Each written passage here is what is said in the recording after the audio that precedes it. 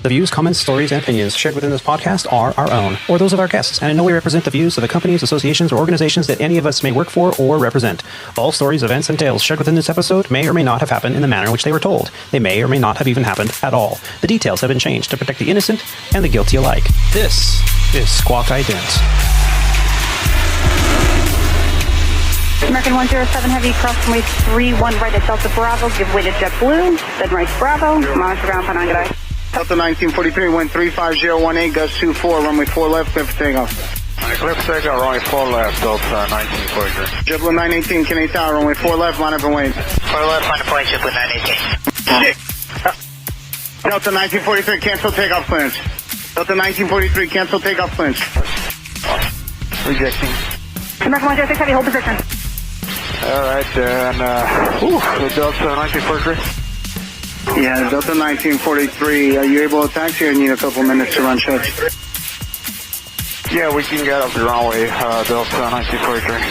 Delta 1943, turn left Juliet, and just remain clear of runway 4 left. Left on Juliet, and remain clear runway 4 left for Delta 1943. Delta 1943, same intentions? Yeah, we're going to have to go somewhere, run a couple of checklists, and probably make some phone call for Delta 1943. Delta 1943, taxi right on Bravo, hold short of Hotel Bravo. Right on Bravo, Hotel Bravo, Delta 1943. You're listening to Squawk Ident, an aviation podcast that explores the many pathways to an aviation profession, the challenges that a professional aviator can expect in today's marketplace, and we share many stories along the way. I'm your host, Aviator Tony, a professional airline pilot currently flying for a U.S. legacy airline with close to 20 years on the flight line. Welcome aboard Flight 127 of the Squawk Ident podcast, recorded on the 11th of February, 2023, from the Aviator Sound Studios from somewhere in Southern California. On today's flight, Captain Roger, Alex D, and I discuss the high stakes of an aviation profession. With the recent report that the NTSB has subpoenaed the 3 American Airlines flight crew members involved in last month's runway incursion at JFK, we ask the question, how does one protect their certificate in an event like this? We also discuss high-altitude spy balloons, Southwest Airlines lowering their minimum hour requirements for pilots, and the dedication of Benton House. So sit back, relax, and enjoy the rest of the podcast.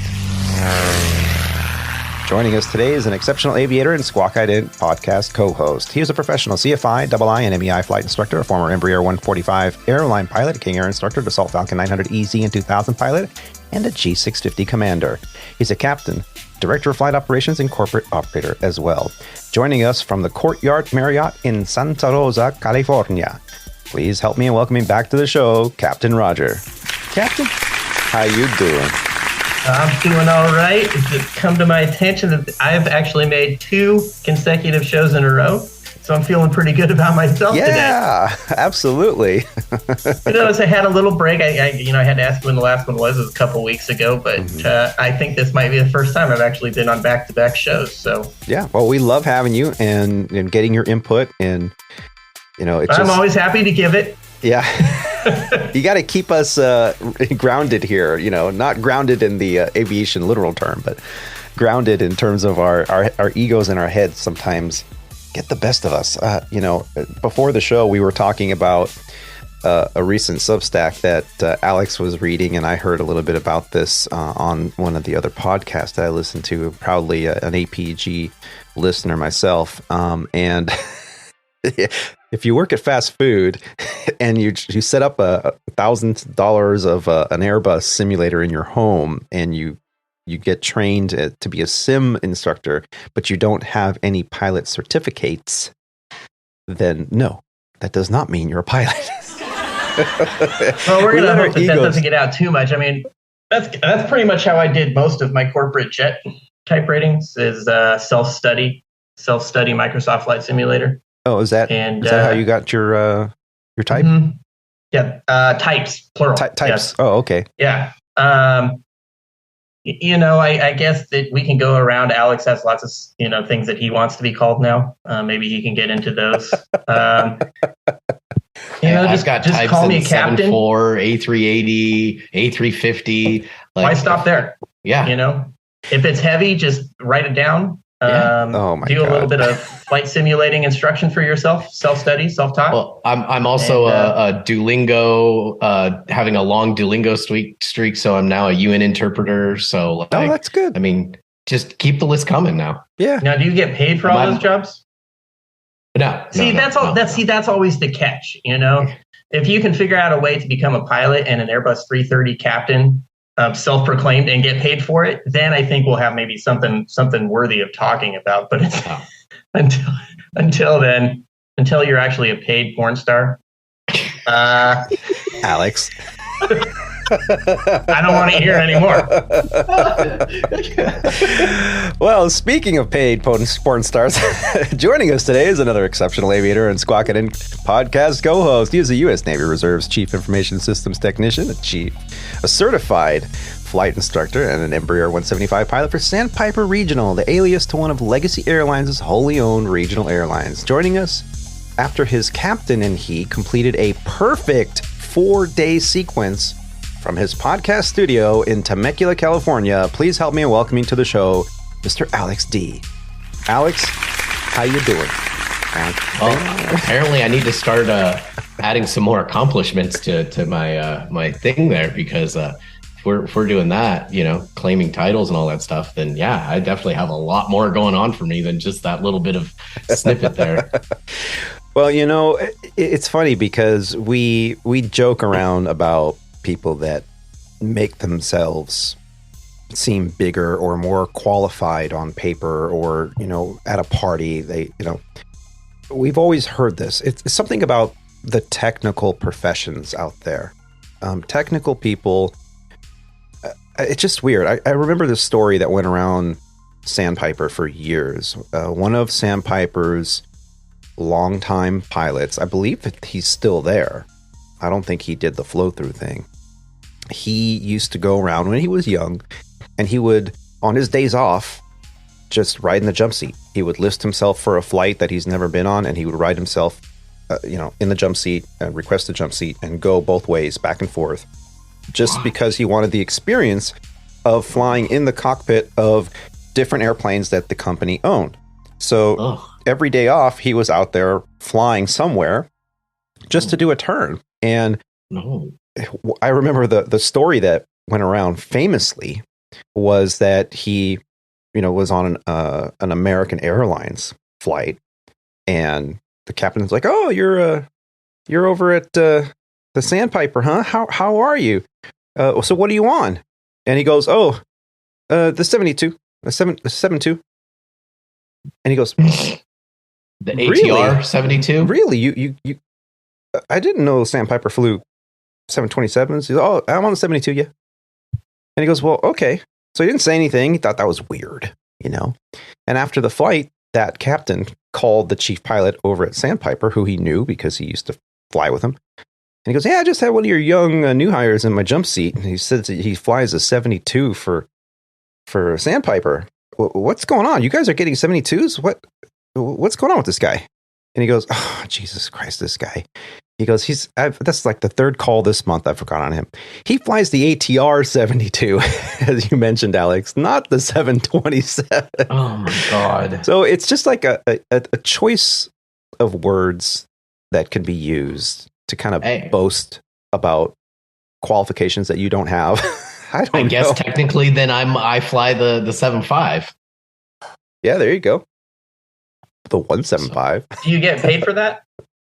Well, yeah, actually, my as a 7.5 captain, he gets paid pilot? better than 7.5 yeah, FOs. I was gonna say I'm getting paid about the hourly wage. Right, then hey, whatever pilot, works. So I mean, technically, I guess I could claim it. Oh my God! Can I ask a somewhat serious question? I haven't thought about this. This is kind of a little off the wall, but I kind of was reminded of it with what you were just talking about apparently this guy flying around gaining experience in different aircraft types. So I was thinking about this, but I think kind of in terms of our own Captain Rob, soon to be Captain Rob, yes. and you Tony, as you guys upgrade, you guys flew the Airbus, obviously. He's upgrading into the Airbus. How does that work, or how do you, I guess, feel? I would assume that you guys are planning on upgrading aircraft types as your seniority allows into the heavy, the wide bodies, and the international. And without ever doing, and I know this is kind of an off-the-wall question, without ever doing an international, other than Hawaii, we won't get into that part, but, flying to Europe, flying to Asia, now you're in a different aircraft type, a new aircraft type, maybe a 7.6, maybe a 7.7, maybe I don't know which, what legacy flies in terms of the wide body Airbuses, but doesn't really matter. And now you're flying to a foreign country for the first time in a new aircraft. Like, how does that work? Or what is your guys' thought process with that? While kind of taking two new things together. And like I say, just with Rob upgrading, I never really thought about it. And then it just kind of made me wonder while you were talking about this guy jump seating around in various aircraft types. Yeah. Now, I've always said, even when I was at Sandpiper, that the qualified upgrade that Sandpiper has is a short course in training. You don't have to go through a whole long-term ground school as you would at most other carriers when you upgrade. The short course was really short. It was like, I don't know how many days of ground school, like 4 or 5 days of ground school and 3 simulator events and then your check ride. And because you're talking at Sandpiper? Yeah. What's a qualified upgrade? No. I want to say it's like 3-ish days of ground, give or take, because you already know the systems, you already know that, so it's just a refresher. Right. And then you go to DNR or Captain Charm School for 3 days. You do a couple CPT lessons, do a PV, do your knowledge test, and then it's like 4 sims. Okay. Or 5 sims, and 2 of those sims are your LOE and your maneuvers validation. Right. So, you're looking at like 3 weeks tops. Yeah. So, but when you are not qualified on the aircraft previously, then you have to go through a long-term course, which is what we had 2 captain upgrades with us, and they went through the whole long-term training with us because they were 145 guys, so they have to go through everything.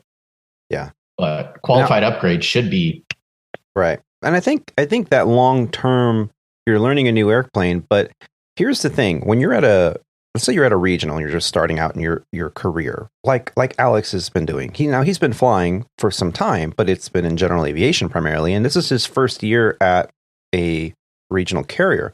Yep. So now he's dealing with high altitude flight operations. He's dealing with all kinds of weather. He's going from coast to coast, tip to tip in the country. There's no really region that he flies in. He flies in all of it. He has that. Yeah. He's learning. He's getting that experience.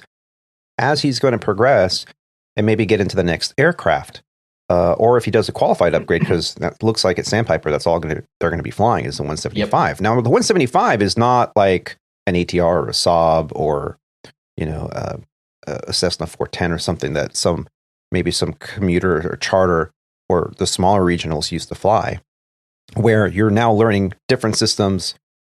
And you have to kind of progress into the larger aircraft, the more advanced systems, the more advanced turbine systems. He started out immediately into a jet airplane. Now, when he gets into the next airplane, whatever that may be, whether that potentially could be an Airbus or a 737, the systems don't differ that much. The view from the cockpit is not much different. You're still dealing with glass panels. You're still dealing with RBSM airspace. And so really, you're just learning the phraseology and the procedures. And as you progress in your career, as you start getting into 1, 2, or 3 type ratings, which is the average, I think, in the US, then it just gets a little easier every single time. So by the time you're at a mainline carrier, 10, 15, 20 years into your career, when you go from FO in the right seat to, say, an Airbus, to captain of an airplane you've never flown before, let's say a 737, the transition is not that difficult because you have experience flying multitude of airplanes. Now, for my case, I've only flown two types of jets, the Embraer 145, and I was fortunate enough to just stay there on that aircraft. It gave me the most flexibility, the best quality of life, the easiest, commute possibilities. And then to transition onto an Airbus, the 320 family, again, it was a very seamless transition. It was, a lot of the stuff is the same. It's kind of like, I'm sure, Roger, you've experienced when you're flying the Dassault and then going to a Gulfstream. Yeah, they're two different airplanes. There are procedures and checklist things that are different. But the flying, basically, you push forward, the houses get bigger, pull back, the houses get smaller. I mean, it's really very similar transition. Now, if you were to add a third type rating, who knows? So the third airplane type that you're going to get, maybe in the future, I think it'll just get easier with every single airplane because the similarities are there. And I also incorporate that into learning a language. If you are bilingual, like say you know Spanish and English, one of the most popular two languages in California, right? And then you decide you're going to learn, I don't know, French. There are similarities in the languages. Sure, you have to learn a new language. It's hard. But you take upon those similarities and you can grow upon them. And it just gets, I think each language after that gets a little bit easier to understand and comprehend. So I think the crux of my question isn't so much the aircraft to aircraft. I fly three different aircraft types now. So one thing I do after last time I do it, so it is Dassault, the Dassault Falcon. What did I say? Dassault? You like to sing Dassault. Dassault? Assault? Yeah. Dassault. Anyway, Dassault. Pardonnez-moi. Who is it that, I'm just going to kind of make up some stuff here, because I'm actually genuinely somewhat curious about this. The next airplane you maybe upgrade to, I don't know, we'll just say it's a 7.6. Okay. Who is it that is flying in the right seat of the 7.6s and the 7.7s, the 777s right now, generally speaking, from a seniority standpoint? Senior FOs that could hold captain pretty much anywhere they want. That's not 100% the case because there are some new hires that are getting into that equipment. Okay, so let's take that. Okay, there are some new hires because of you and Rob, which I totally respect and understand. Oh, that's not what I'm getting at. Right. But now you upgrade to the 7.6. We'll just say it's in LA, and your 7.6 pairing, your first one is LA to Honolulu to Shanghai, and you are paired with a new hire 7.6 guy. So neither one of you guys has any international experience going over to Asia. Neither one of you has 7.6 experience. How can happen, but it rarely happens. How do you do you think about that at all? There is language in our contract that states, or I should actually say not in our contract, there's language in our flight operations manual that states that crew scheduling shall not pair a low time first officer with a low time captain. We're talking less than 100 hours. If that falls through the cracks and you end up paired with a low time FO, it is the captain's responsibility to contact crew scheduling and say, hey, I'm a restricted captain. I'm flying with a low time probationary first officer, and we're going into a complex situation like maybe an international flight. Now, even on 320, I mean, we fly into Bogota, we fly into, like I went to Suriname, we fly into Lima. Those are Latin terrain qualifications that you must have in order to go there. Is it possible to have a brand new captain that's Latin qualified flying with a brand new FO that's also Latin qualified, and it just worked out that way? Yeah, sure. But crew scheduling are the ones that are ultimately responsible to ensure that doesn't happen. So there are protections. Yeah. Yeah, there is some consideration taken to the fact that this could happen, and then to not, like I say, I don't want to totally hijack it because I know this was nothing that we had planned to talk about. No, but great. Both you and Rob were kind of talking about spending your entire, up until this point at Legacy Airlines have flown just the Airbus. And I think that before, or maybe back when I was at the regionals, I always kind of, you get hired into the initial aircraft type, which the Airbus or the 7.3, and then maybe you go to 7.5, and then you start kind of dabbling in international over water, and then, the wide bodies, and then you kind of backtrack and, okay, now I'm back in the Airbus, back in the left seat. But at this point, and as you work your way up from there, you've had that you've dipped your toe into the water in the right seat from the international over water, North Atlantic crossings and a lot of the stuff that you do to Hawaii, but then you start throwing in, it's weird. Even in Europe, when you throw in the 833 megahertz spacing instead of the 2.5, it's just, things are just weird and different. Having to remember an extra digit and stuff that all of a sudden, if I'm in the left seat, which I have done, don't get me wrong, because, I did this. But now you're in the left seat, you're the captain of, 250 maybe people in the back, and the guy next to you, maybe he's new because of, just dynamics. And I just kind of thought about, because both you and Rob basically on the same track because of quality of life, and we're going to stay in the Airbus, upgrade into the Airbus 320 family. But I would assume that over the course of your career, you're going to want to get up into something bigger. But no, without some of that, some of those stepping stones that I think I had thought about before if I had taken that route. Yeah.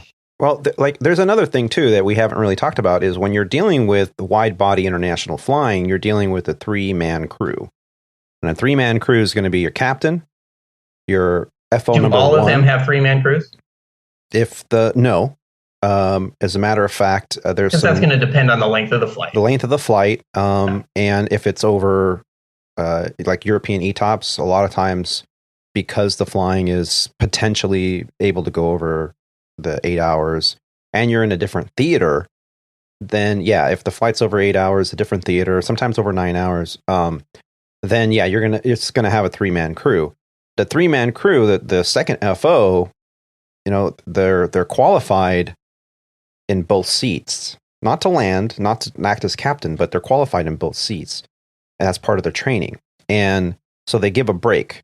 And I could go to FOB or the second FO at Legacy right now on a wide body out of Los Angeles, but I'd barely be touching the controls of the aircraft. And I might fly maybe 3 trips a month, so I do a lot less flying. And every 3 months, I'd have to go to the schoolhouse to get my landing currency in, right?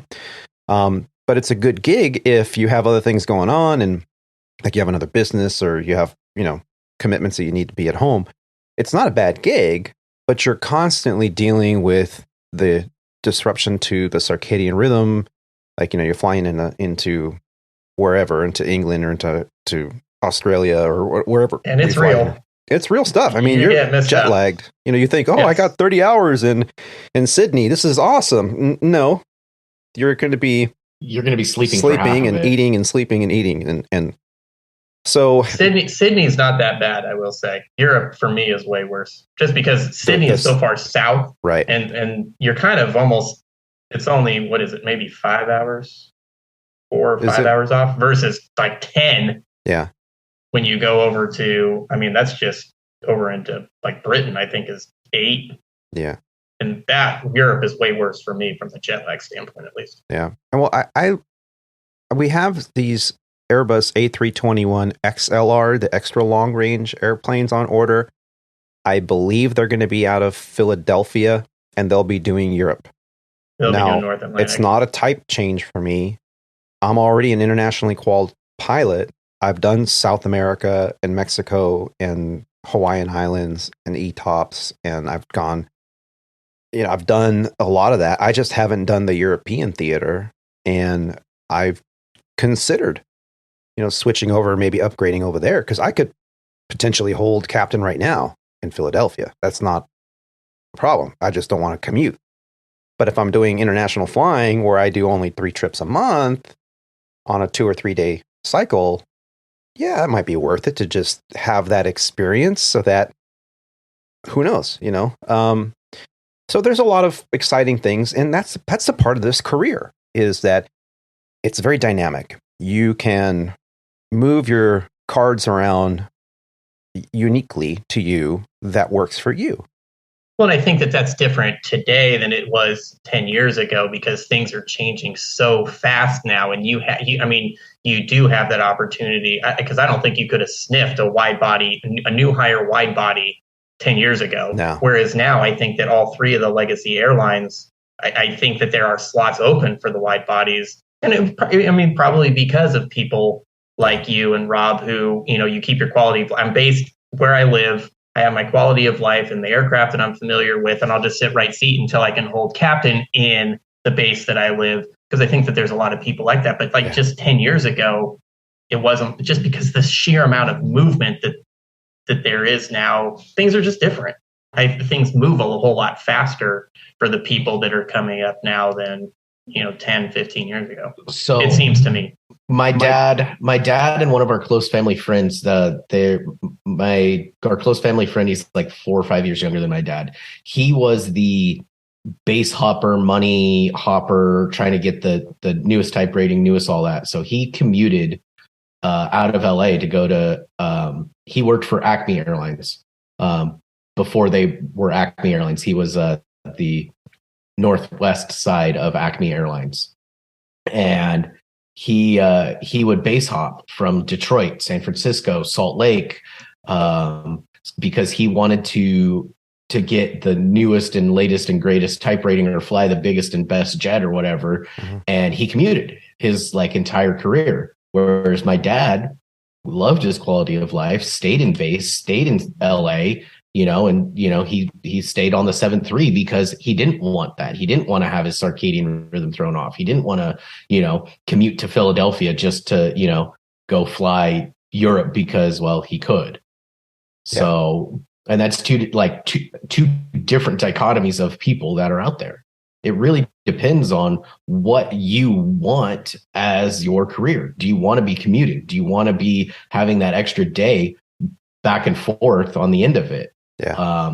I had one of our flight attendants on this last trip told me the best way to describe commuting to people who don't understand it. And for the listeners out there that don't know the perils and pains of commuting, imagine you getting off of your job wherever you work and you're going to go drive home, but you sit and lock yourself in your office for 5 hours before you leave to head home.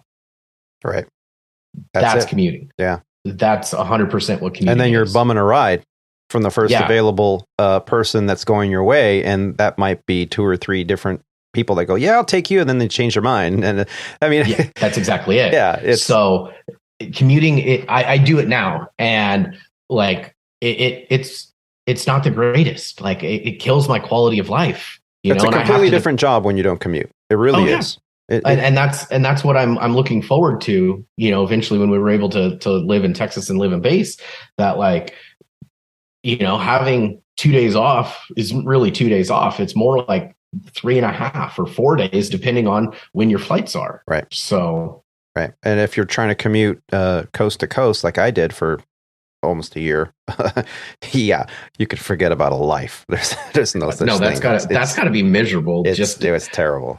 Because you got to think, in American's world, or any of the other major airlines, there's really no nonstop flights anymore for going coast to coast. There are, but they're almost few and far between. And they're always full.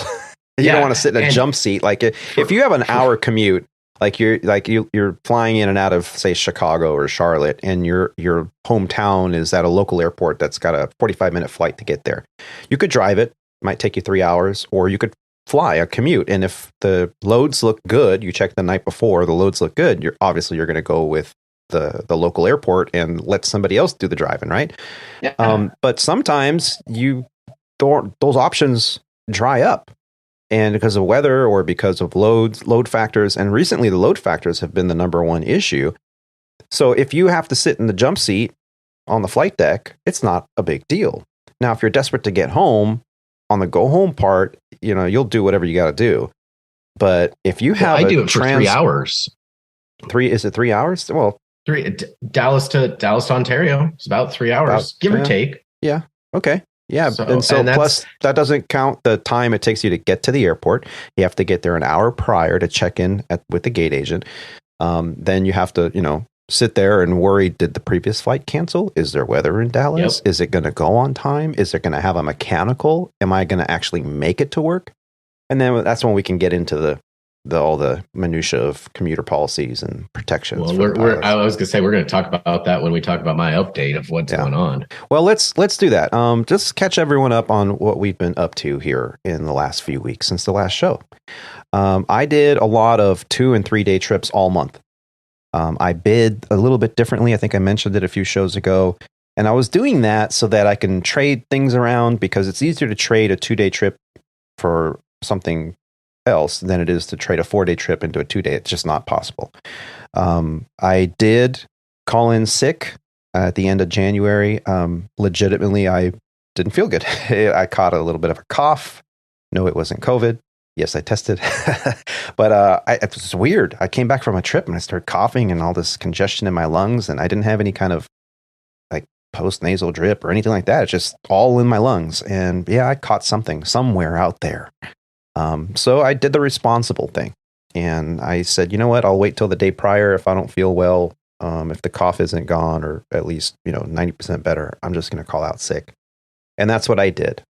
It's important for pilots, especially, that if you're not feeling 100%, if you're having some sinus blockage, if you're not sleeping well, if you have an upset stomach, if you have any kind of inkling of having a cold or the flu, a lot of us go, well, I don't want to call out sick. And, it's not a big deal. I'll just, wash my hands a lot and I'll just show up to work.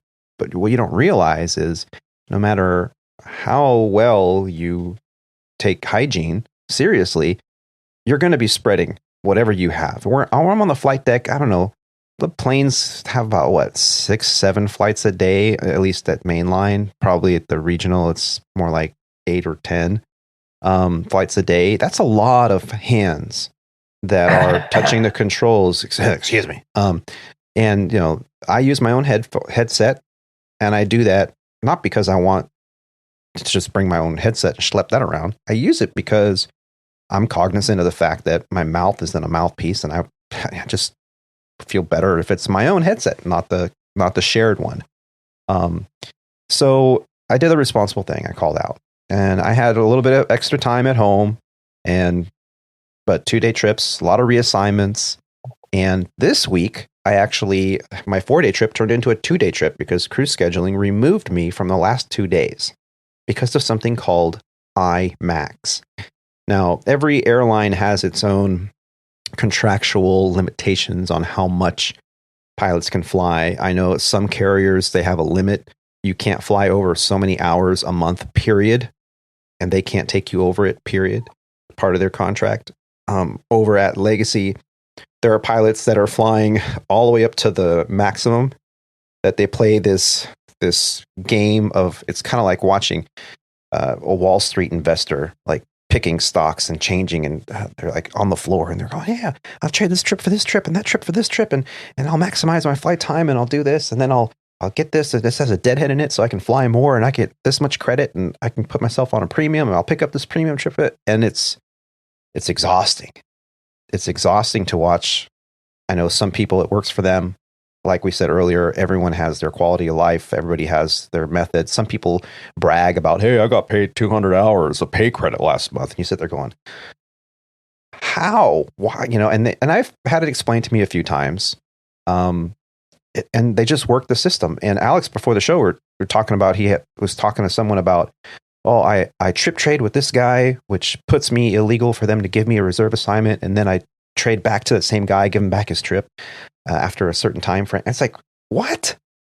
Why go through all that work? Also, I don't have to fly and I get paid to stay home. It's like, seriously?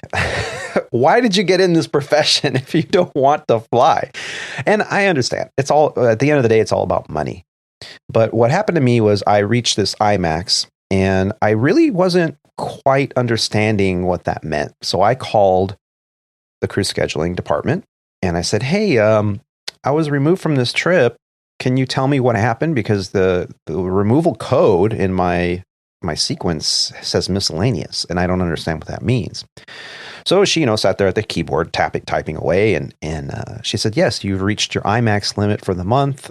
We had to remove you. And I said, well, am I still going to get paid? And she's like, well, I can't answer any questions on pay, but you can contact PayComp and they can answer any questions you have. So I thought, well, okay. So a couple days went by, the weekend passed, and I called our union's contract compliance committee. And I spoke to a lovely lady there who took the time to explain it to me. And I did a little digging from the union website. Now, at Legacy, IMAX is calculated constantly, and it looks at an 8-month look back, a retrospective of actual pay projection or your credit hours. Now, and it also looks 3 months forward. Okay. So it looks 8 months back and 3 months forward. If your projected credit exceeds the 1,000-hour limit that the FARs dictate for pilots, then it'll limit how much flying you do for any given month so that you don't go over your projection. What was happening was pilots were loading up a lot of the flying at the beginning of the year. And then by October, November, they're like, oh, you reached your annual limit. So guess what? You get to stay home for the month of December. And as I mentioned earlier, these were pilots that were very good at playing this game. And so in order to minimize that, they put in this IMAX limit. So for me, I was limited to 82 hours. I got awarded a line that was less than 82 hours, but we went over block on a few flights that got delayed for mechanical issues and whatnot.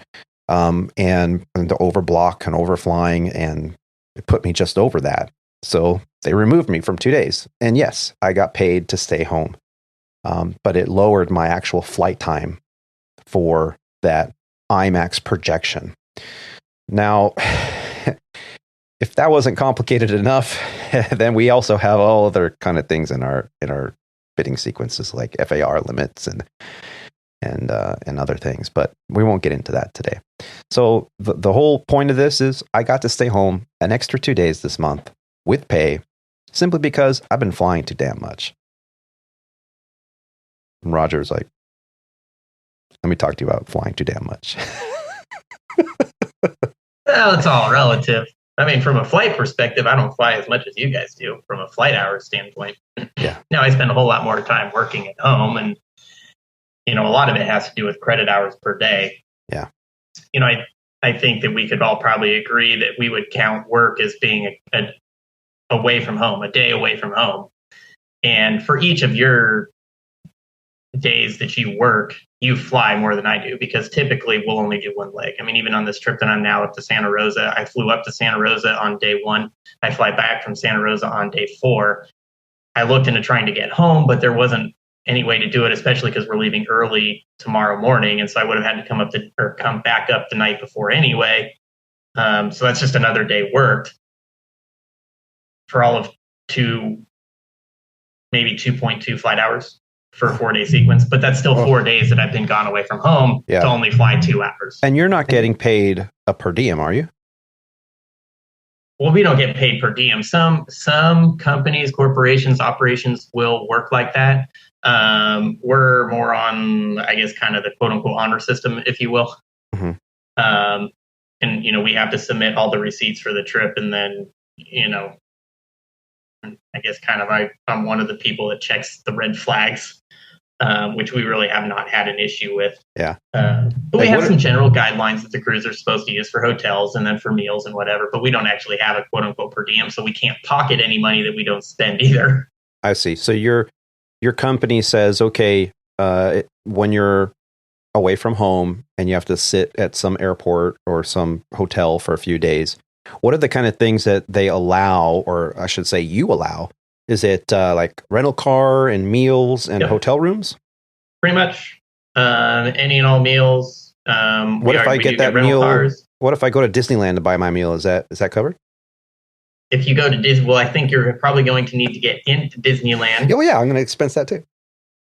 If you expensed a ticket to Disneyland, you would be getting a phone call from somebody. I was just trying to circumnavigate this, trying to see what the loopholes are here.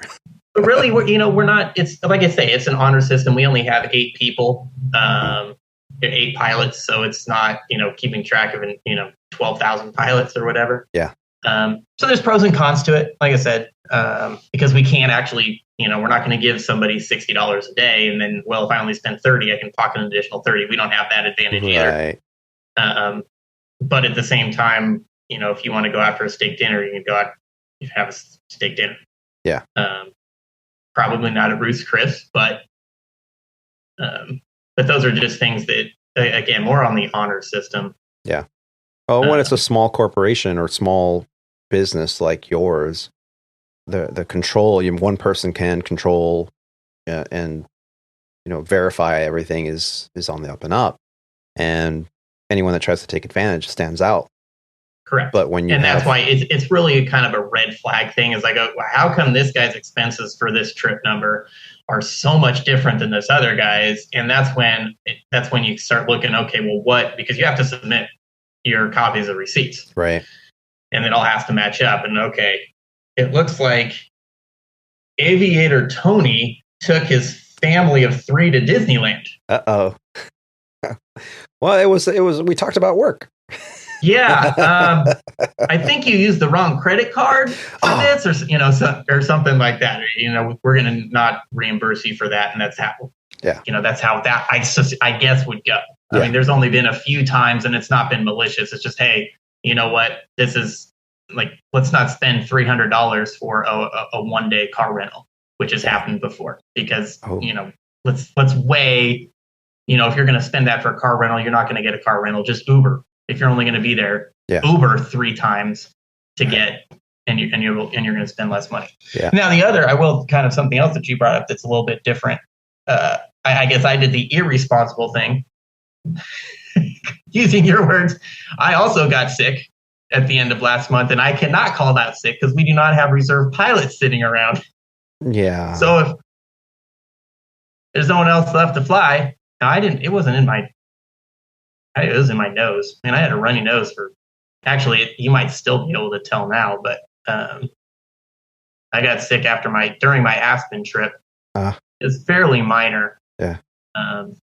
But for 2 weeks, I mean, I felt it just in my nose. And unfortunately, there's nobody else to fly these trips. And so did you lock yourself in the cockpit? This season, when I don't know if you guys have noticed, when everybody's sick at some point, at some time or another, we would never have flights going if a crew member actually called out sick all the time, because we just couldn't do it. Well, I mean, but you're also you all know each other, and if one gets sick, and you got to do the flying, because it's not like you're a major corporation with 15,000 pilots on the ready. It's just we don't have right, and it's not like you're flying the general public. You're you just kind of stay in the cockpit and sanitize as much as you can and wear your mask if you have to. Some common sense about, let's don't go to the back. If you're really sick, I mean, we'll figure some out, and maybe that means the flight can't go, but that's not happened yet. And we've had some people that have flown when they're fairly sick, but well, I mean, it's something you only know yourself, and you can only you can deem yourself fit to fly or fit for duty. And if you are not fit to fly, no matter what operation you are flying it, do not fly. Yeah. Because that's a safety of flight aspect. Absolutely. I think a lot of what you've talked about and what I was talking about is more of we're concerned about getting somebody else sick, not a safety of flight. But if you are not fit to fly, under no circumstances should anyone be flying. Right. I just want to add that caveat in there. Yeah. The life you save could be your own if you know your limits. But so you did the Aspen flying. You flew into Boston and Dallas Love, and were you affected at all? I went to Aspen, and then I did a 1-day trip to Truckee, and then I airlined home and had a day off, and then I left and I went to Boston for 3 days. I think it was 3 days, and came back and had a day off. Did you get the chowder? And then I went to Dallas. No chowder. No chowder? What did I do? I don't even remember. I mean, that's like 2 trips ago now. Oh, okay. Oh, yeah. I don't remember last week, let alone 2 trips ago. Yeah.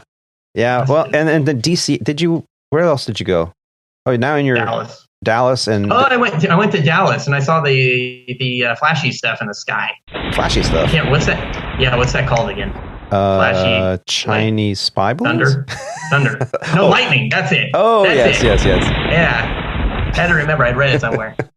So, yeah, that was kind of interesting. Actually had to fly an approach close to minimums because it was about 600 feet overcast in light rain, and then we were there for about 5 hours, and later that night the thunderstorms rolled in.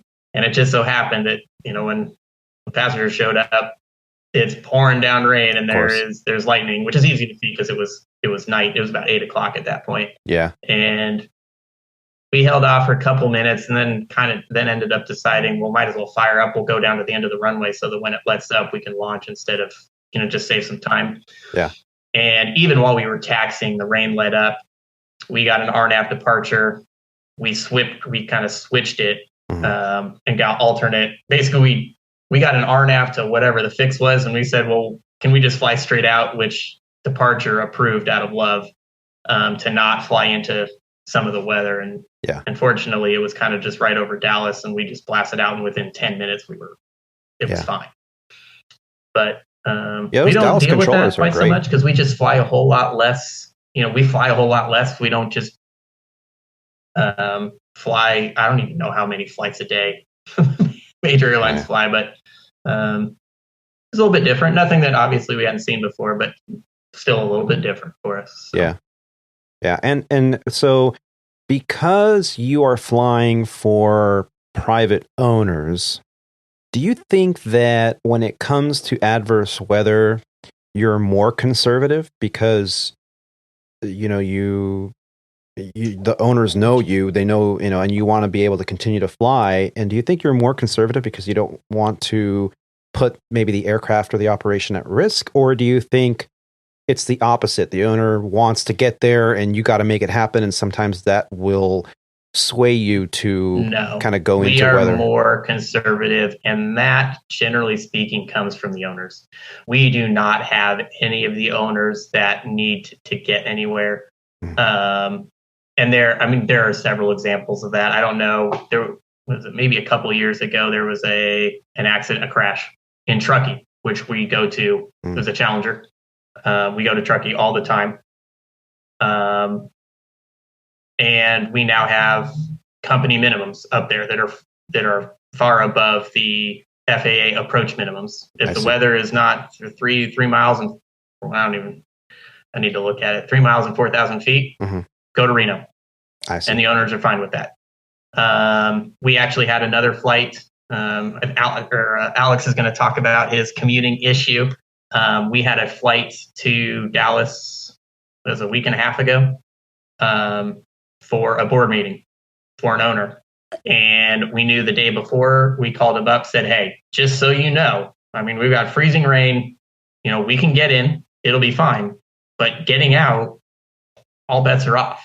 And the morning of the flight, the crew this was not my flight, the crew had left for the airport, and the owner called up and he canceled the trip because he was hoping to get it done with his board meeting, which was at DFW, go over to the airplane, jump in the airplane, and fly to to Ontario,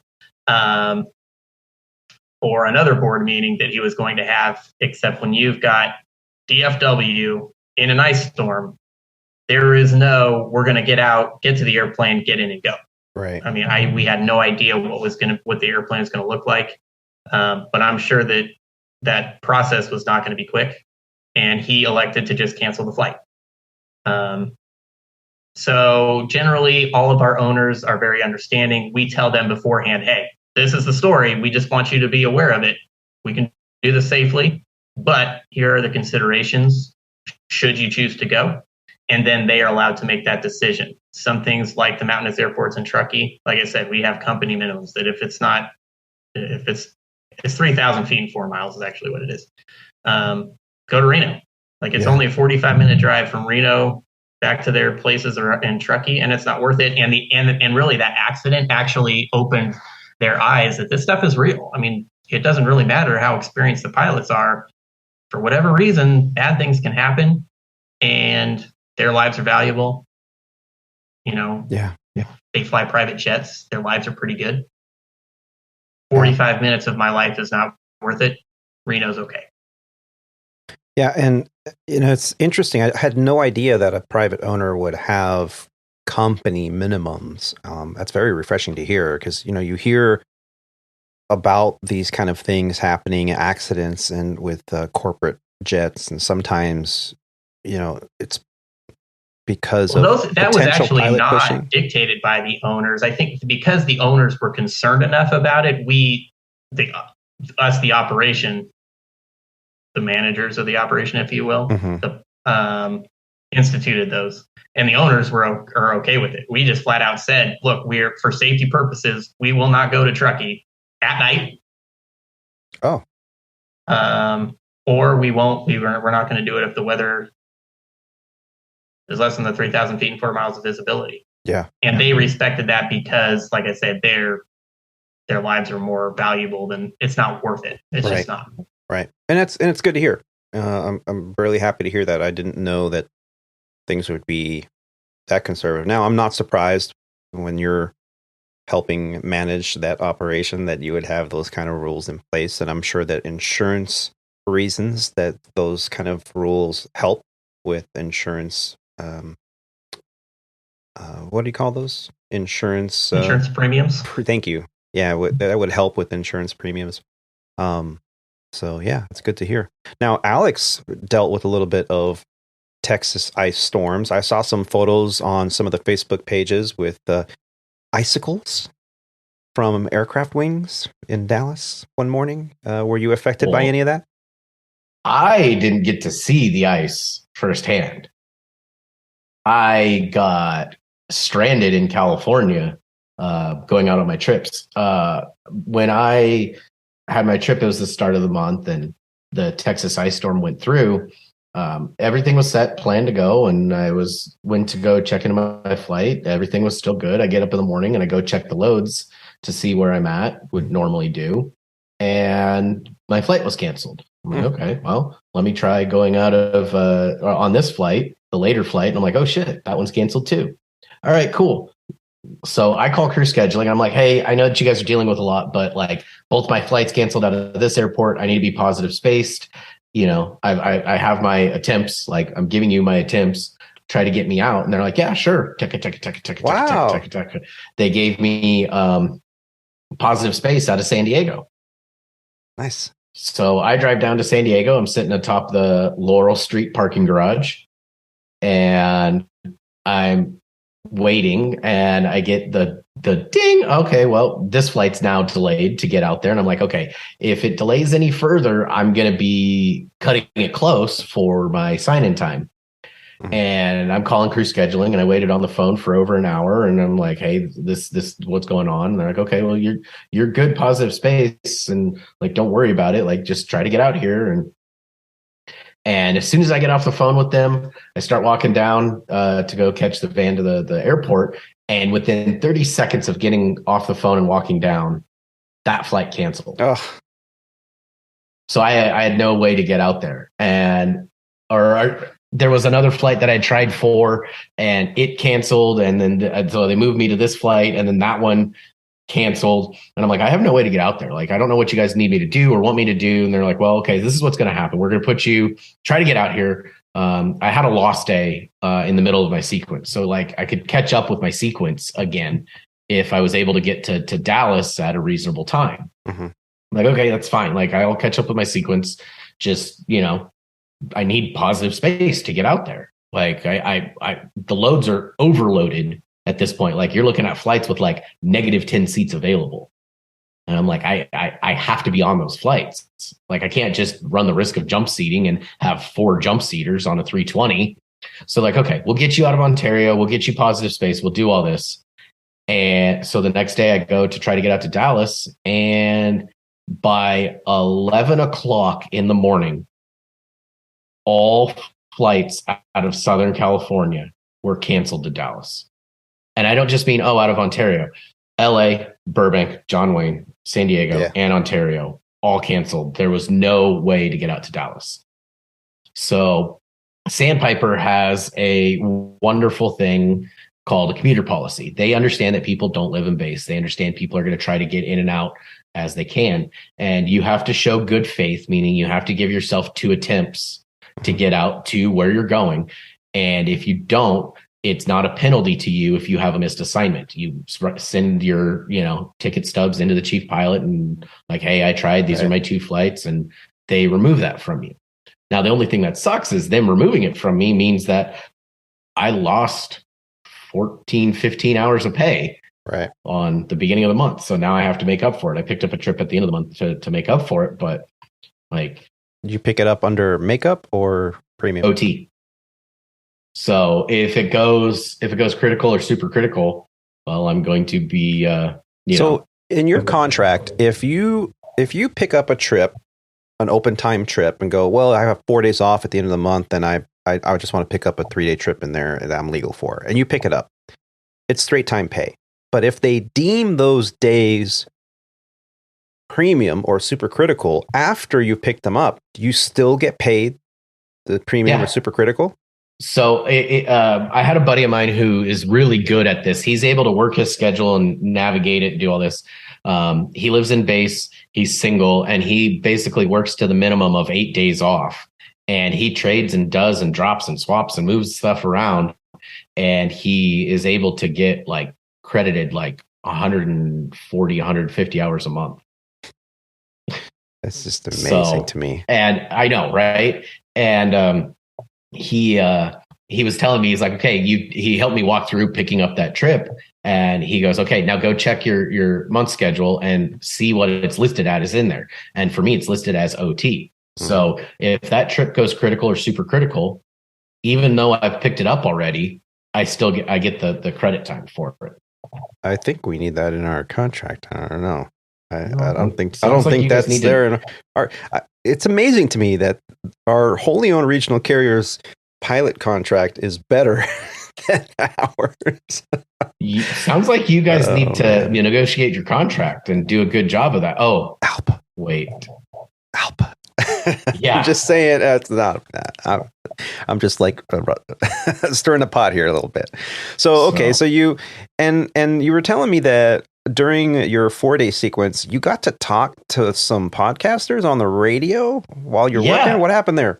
So on the sequence that I just flew, that the captain deemed a perfect sequence, and what he means is perfect sequence is we were off the blocks before or on time, and in the blocks before time. So we were under time every single trip. Yeah, which was awesome that we were able to do that. But at the same time, it sucks because it's like now you're not getting the credit of flying for those long periods of time. You're just getting the credited hours for that trip rather than the other. So things. you Southwested it because you guys get paid block or better. Southwest gets paid block, period. Yeah. So if the flight is blocked at 2 hours and they can get that flight done in an hour and 45 minutes, they're still getting paid 2 hours. But if that flight is blocked at 2 hours and it took them 2 hours and 30 minutes to complete that flight, they're still getting paid 2 hours. So that's why they do 250 till 2 miles out. That's why they're taxiing at the speed of heat. Absolutely. You know, it's like, hey, let Southwest taxi by. Okay, V1 rotate. Yeah. So we were able to do that. And on that sequence, we flew the same flight, just in reverse, and then had a Cedar Rapids turn at the end. So we flew Dallas, Little Rock, overnight Little Rock, DC, Jacksonville, overnight in Jacksonville, and then came back, Jacksonville, DC, Little Rock, overnight Little Rock. And then the last day was Little Rock, Dallas, Cedar Rapids turn to end it all. But while we were flying from Jax to DC, and captain was flying, and I'm sitting there on the radios, and I'm like, okay, well, we're close enough. I can try to reach out and see, the wonderful Piedmont Triad Airport that opposing bases is a part of. And I was able to reach out, and AG was working. So I was able to talk to him and give him a wonderful shout out for the amazing podcast that they produce. And he recognized who I was. I left them a review on their show, and he knew who I was by saying part of the review. And so it was kind of nice. Nice. Well, that's kind of cool. It's sometimes you're on the radios, you're flying out there, you're on the line, and all of a sudden you hear a familiar voice. It's always kind of cool. And you don't want to like get on the ATC traffic and say, hey, Billy Bob, is that you? So you go, Bob Fingers or something like that, and then you see if they go on 123.45, but 9 out of 10 they don't. But I thought I heard Rob a couple weeks back I was monitoring guard en route, and all I heard, "Where is he?" And I thought, "Oh God, it's Rob." might have been me. Oh, was it? It might have been. Could have been me. Well, congratulations. That sounds like you had a pretty nice trip to label something a perfect 4-day. I mean, when things go to plan, to schedule, and no wrenches are thrown, it's kind of nice. It's actually a pleasure. You get home, you get back at home after this trip, and you thought that was a nice trip. If only they could all be that way. We had a perfect sequence. And then I had to catch a ride home, and that was delayed like 4 hours. So, you win some, you lose some. But hey, yeah, the sequence was good. The go home wasn't. Right. Well, we're going to talk a little bit about the subpoenas that were recently issued to some pilots over at American after an incident in JFK. We'll talk about how to protect yourself, the future of air travel. Is it in hot air balloons? We don't know, but it sounds like it might be.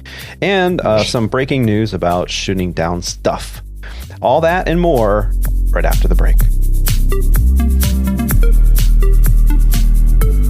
you know anything about planes? I flew in the war a long time ago. I wouldn't know anything about it. Do you know anything about planes? Do you know anything about planes? Can you fly this airplane and land it? No, not a chance. No, not a chance. No. And ladies and gentlemen, welcome back. Well, we've been discussing some of the finer points of flying and a flying career. And dealing with the weather and commuting and all the realities of the admin side of flying as well. Well, recently, we wanted to talk about these few articles that we pinned for today's show. We've all been talking about this. I've been listening to other aviation podcasts. We've been reflecting on what possibly could have led to the runway incursion and near miss at JFK. Now, I would never sit here and criticize the pilots on the 777 at American Airlines for what happened. And the reason, and it's quite personal to me, the reason is I too had an incident at JFK many, many years ago that I was very embarrassed about, but I've never hid it. I've always been very open to talk about it. Now, at the time of the incident that I was involved with, I was on one of my last few weeks as a first officer at Sandpiper. I had my upgrade class. I was already studying. It was going to be a qualified upgrade, as we were mentioning earlier in this episode. And I was very excited. And I was flying with, dare I say, an old timer, a gentleman who had been in the industry, who came from an aviation family whose father was a United DC-3 pilot back in the day. I mean, this lot of legacy that I'm flying with. And I've flown with this individual, this captain, many, many times over at Sandpiper. A lot of respect for him. Real sharp guy. He wore many hats. He was part of the accident investigation team for the union that Sandpiper is involved with. Very, very smart guy. And it was always a pleasure to talk to him and to fly with him. And we were coming into JFK. It was a very, very rainy day, and there was a lot of construction going on. And I can remember it relatively vividly. It was my leg. We were landing on 4 right. Okay, so we were doing an ILS, shooting an ILS in heavy rain on 4 right. Briefed it very, very appropriately with doing the landing distance computations because the rain was heavy enough to where the braking action could have been deteriorated. And landing on 4 right, there was a lot of construction going on. And if anyone that has a runway diagram available, there were construction cones, lit and unlit, and taxiway Foxtrot, which was the normal high-speed takeoff, the first high-speed takeoff or high-speed taxiway to get off the runway, was closed. Furthermore, taxiway Foxtrot Alpha was closed. So the second high speed, normally they'd have you kind of make a left turn a little sharper into Foxtrot Alpha, and then you would hold short of Foxtrot and cross and taxi to the gate that way. So we briefed all this. we're well aware of the situation. One of the factors that were involved here, not only was the visibility relatively poor, the wipers were on high. I landed, it was a great landing. I got on the brakes and I was slowing appropriately, and we were going to exit the runway at Foxtrot Bravo, which was the second to last high speed. So 8,400 foot runway, we were going to taxi off the second to the last high speed. And so I didn't slam on the brakes, but I, was braking accordingly, especially when you're dealing with a lot of rain. You try to use reversers more than brakes so that you can avoid hydroplaning.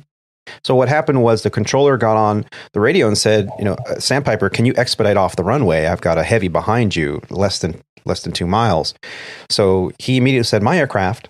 He took control of the airplane and he added power to the aircraft because I was slowing nicely, but we needed to go down towards the end of the runway to get off at Foxtrot Bravo.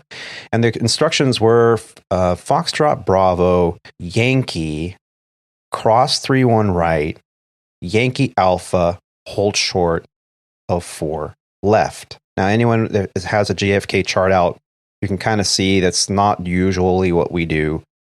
And I read it back, Foxtrot Bravo, Yankee Alpha, cross 31 right, hold short 4 left. And the controller stopped and corrected me. And she said, no, it's Yankee Alpha, hold short 4 left. And I said, okay, Yankee Alpha, hold short 4 left. Now I'm looking at my paper chart. It was a while ago. Okay. And as I'm looking at my paper chart, he's looking at me. He goes, hey, do you see it? Yankee Alpha. I'm like, yeah, I see it. And I look up, and granted, the visibility was relatively poor. It was heavy rain. And all of a sudden on the right, I see 22 right, hold bars.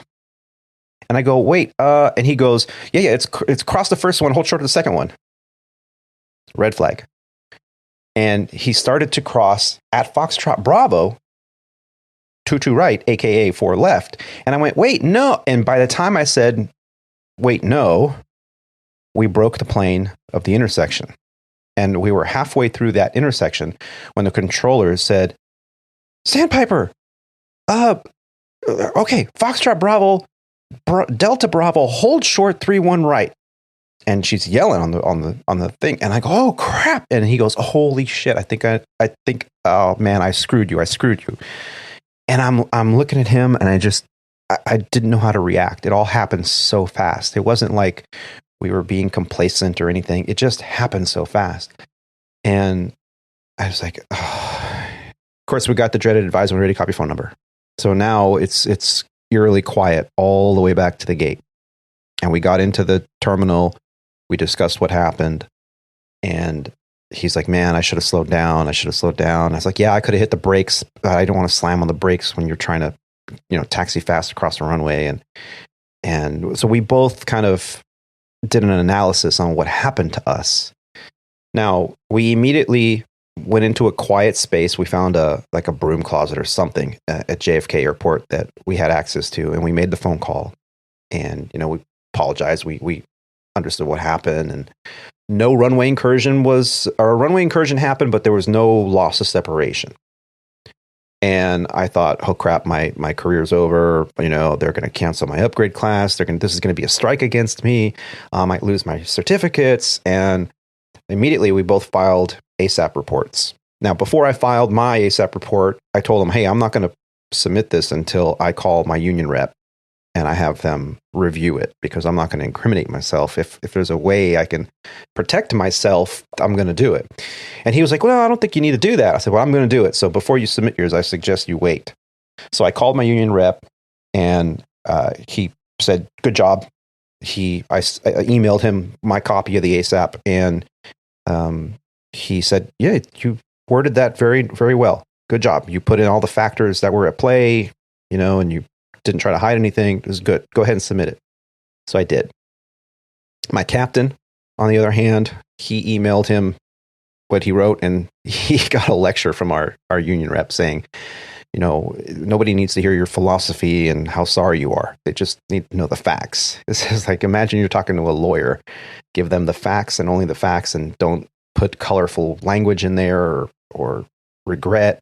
Just put the facts. So he had adjusted his, and he submitted it. And for 2 weeks, I sat there on pins and needles thinking my career's, potentially, going to take a huge speed bump.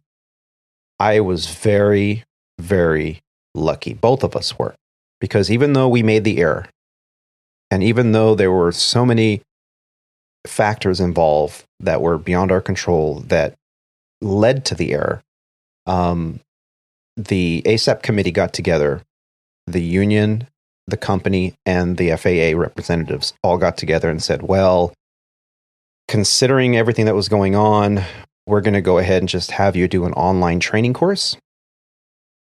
And I want you to submit the certification that you've completed the online training course, and we'll consider it done.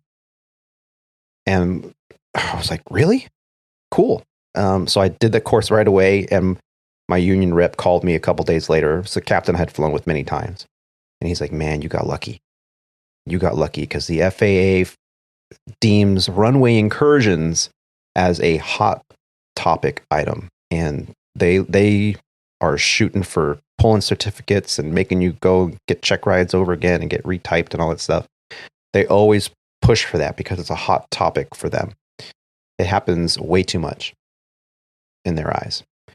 So when last month, when I read about the JFK incident, I took a little bit more notice, I think, because of that, because of my past experience, because of my own error in judgment and the situation I was in. I mean, I wasn't behind the controls of the aircraft at the time, but I was there and jointly responsible for the safe operation of that flight. And I learned a lot. And taxiing fast is not okay in my book. Since that day, it has modified the last 15 years of my flying. And if I am a first officer sitting in the right seat, I am not afraid to speak up and go, Captain, do you mind just slowing down just a little bit? Let me catch up. I'm in the yellow, which is a fantastic tool over at Legacy. We have the colors, the green, yellow, and red. All you got to do is say, I'm in the yellow or I'm in the red. And that captain is supposed to follow the threat and error management model and stop the aircraft or slow it all down, because unless you're both in the green, it's a no-go. Now, this article from Simply Flying magazine, which we'll briefly cover, it was an article that came out yesterday by Jonathan Henry and Simple Flying, not simply, but Simple Flying magazine or simpleflying.com. The NTSB subpoenas American Airlines after near collision at JFK. Well, the pilots anyway. The National Transportation Safety Board, the NTSB, is requesting additional testimonies from crew members involved in a near-miss incident at New York's JFK International Airport earlier this year. The event occurred on January 13th, 2023 at around 8:44 local time. An American Airlines Boeing 777-200 bound for London Heathrow as Flight 106 crossed runway 4 left without air traffic control clearance. The incursion caused Delta Airlines Flight 1943, a Boeing 737-900ER, heading to Santo Domingo in the Dominican Republic, to abort its takeoff on the same runway. By the time they stopped, they were about 1,000 feet from each other. The American Airlines flight was instructed to proceed to runway 4 left via taxiway Kilo, and again, it goes on and gives all the instructions about the clearance they were given, what the controllers did, how they reacted. The Delta aircraft aborted around 100 knots, which is a high-speed abort. They actually ended up stopping 500 feet short of taxiway Juliet. The closest the two aircraft came to each other at any point was around 1,400 feet.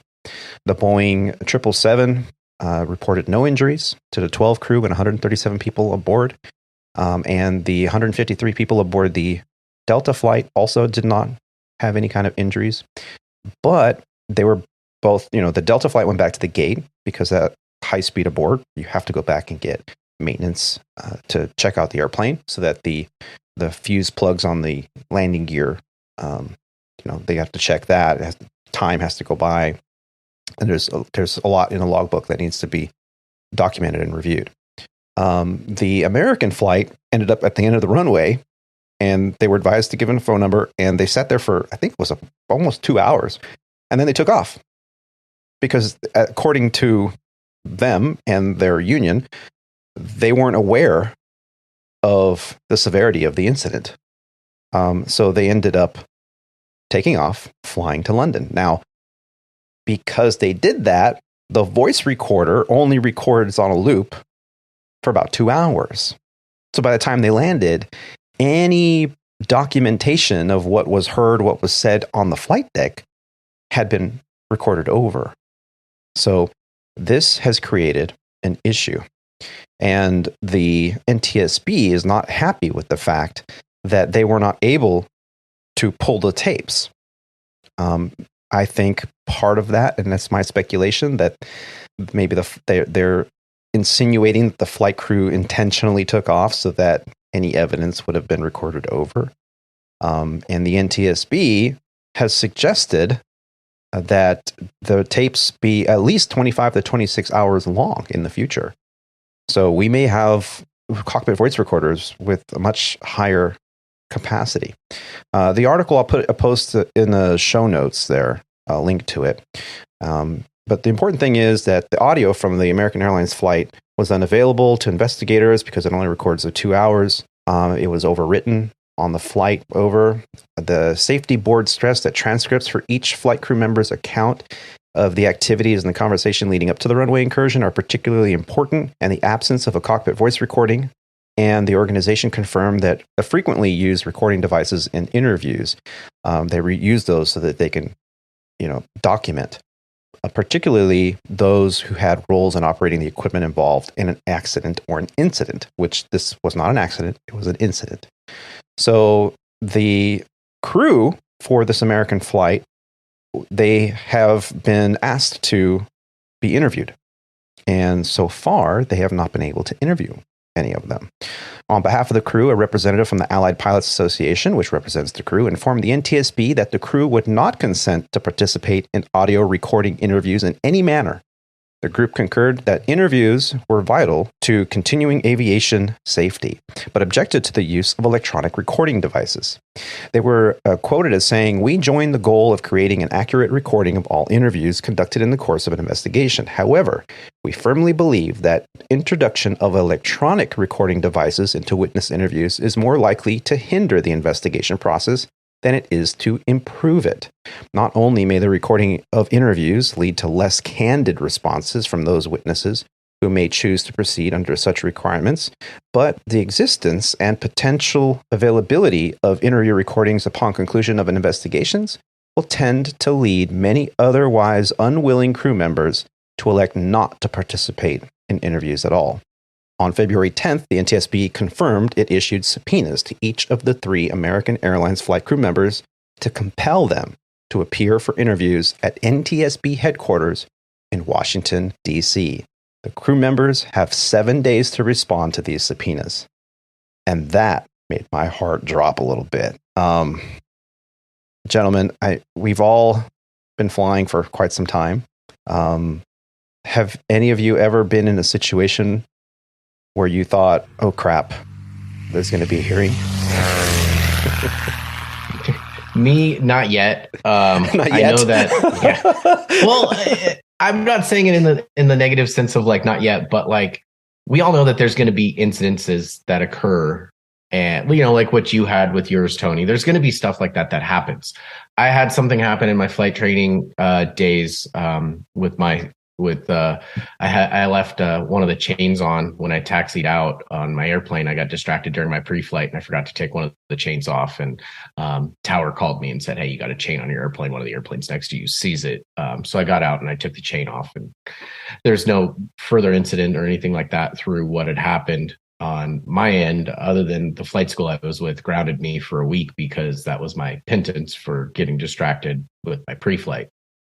So I don't want to be the Monday morning quarterback on this. And, there's a multitude of different things that happen in a cockpit at any given time. But the one thing that I do know with the triples is that all 3 flight crew members are present on the flight deck while you're doing the takeoffs and landings. I know that's true. It's just that's how American Airlines does what they do with the triples.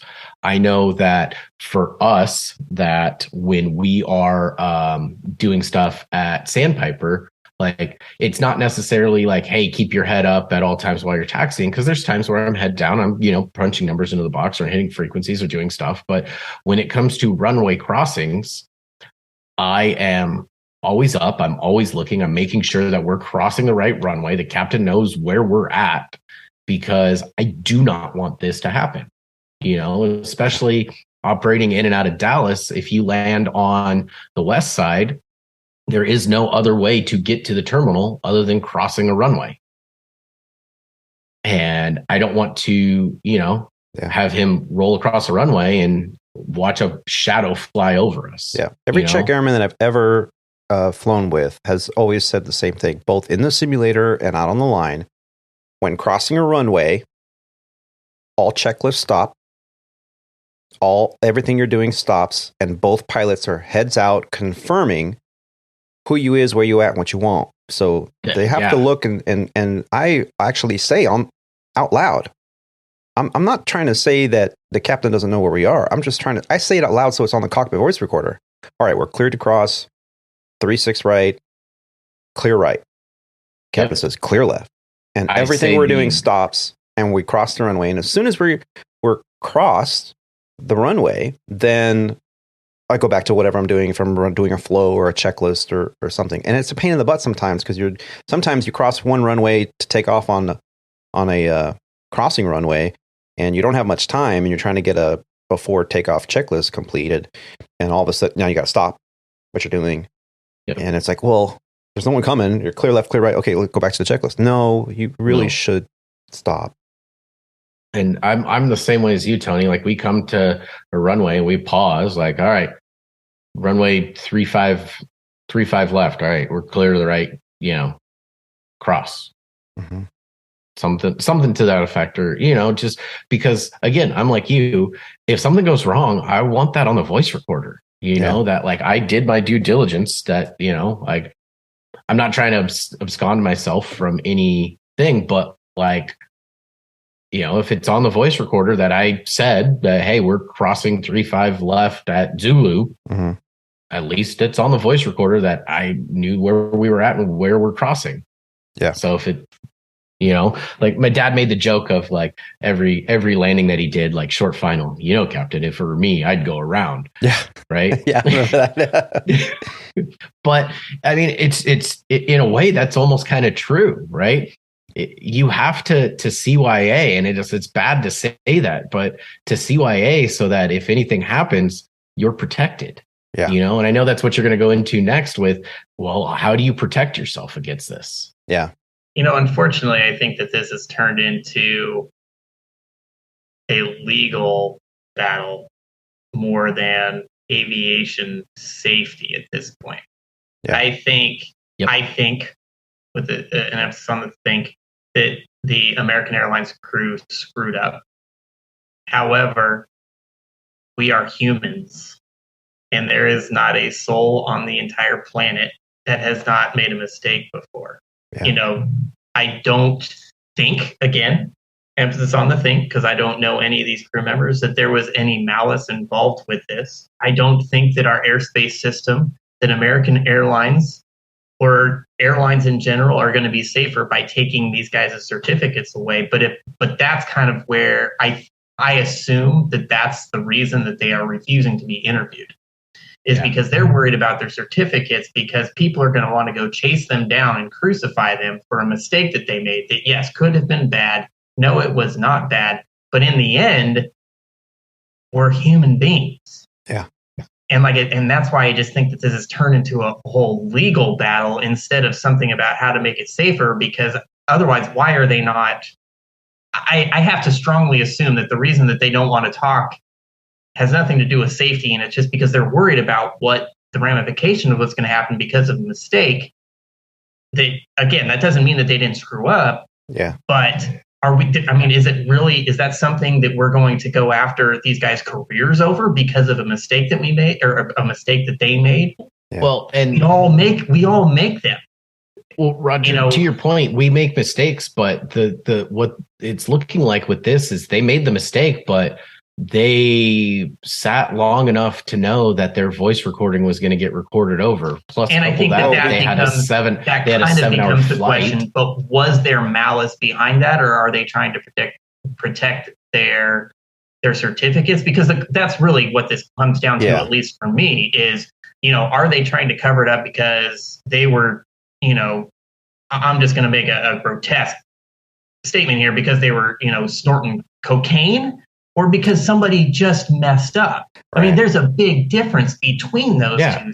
And I don't think that it's because they were doing something malicious, wrong, grotesquely bad on the flight deck. I don't know a whole lot about this incident. Were they told to taxi via such and such a taxi 4 left via such and such a taxiway? Did anyone tell them? I never said anywhere where it specifically said hold short of something else. Yeah, they messed up. Because I don't think there's any question that they messed up. It's just what are we as a society, or the FAA, or I guess really the FAA? Okay, what is the punishment for these guys going to be? And because I think that that's where their concern comes from. And it's become a legal battle much more than it's become that they screwed up. How do we keep this from happening? Which is kind of what you guys were talking about, because it happens far too often. I mean, even if you just go back, 3 months, how many planes have hit each other at various airports? Yeah. I mean, we got some problems going on that I think have to be identified, but that's not what I don't think that their refusal to be interviewed has to do. They're more worried about their certificates, They're afraid to talk to because like we've mentioned here time and time again, liability is what is making the world go round. Right. And just like what Alex was saying, it's everything CYA. That's not about safety. That's about covering your own rear. Yeah.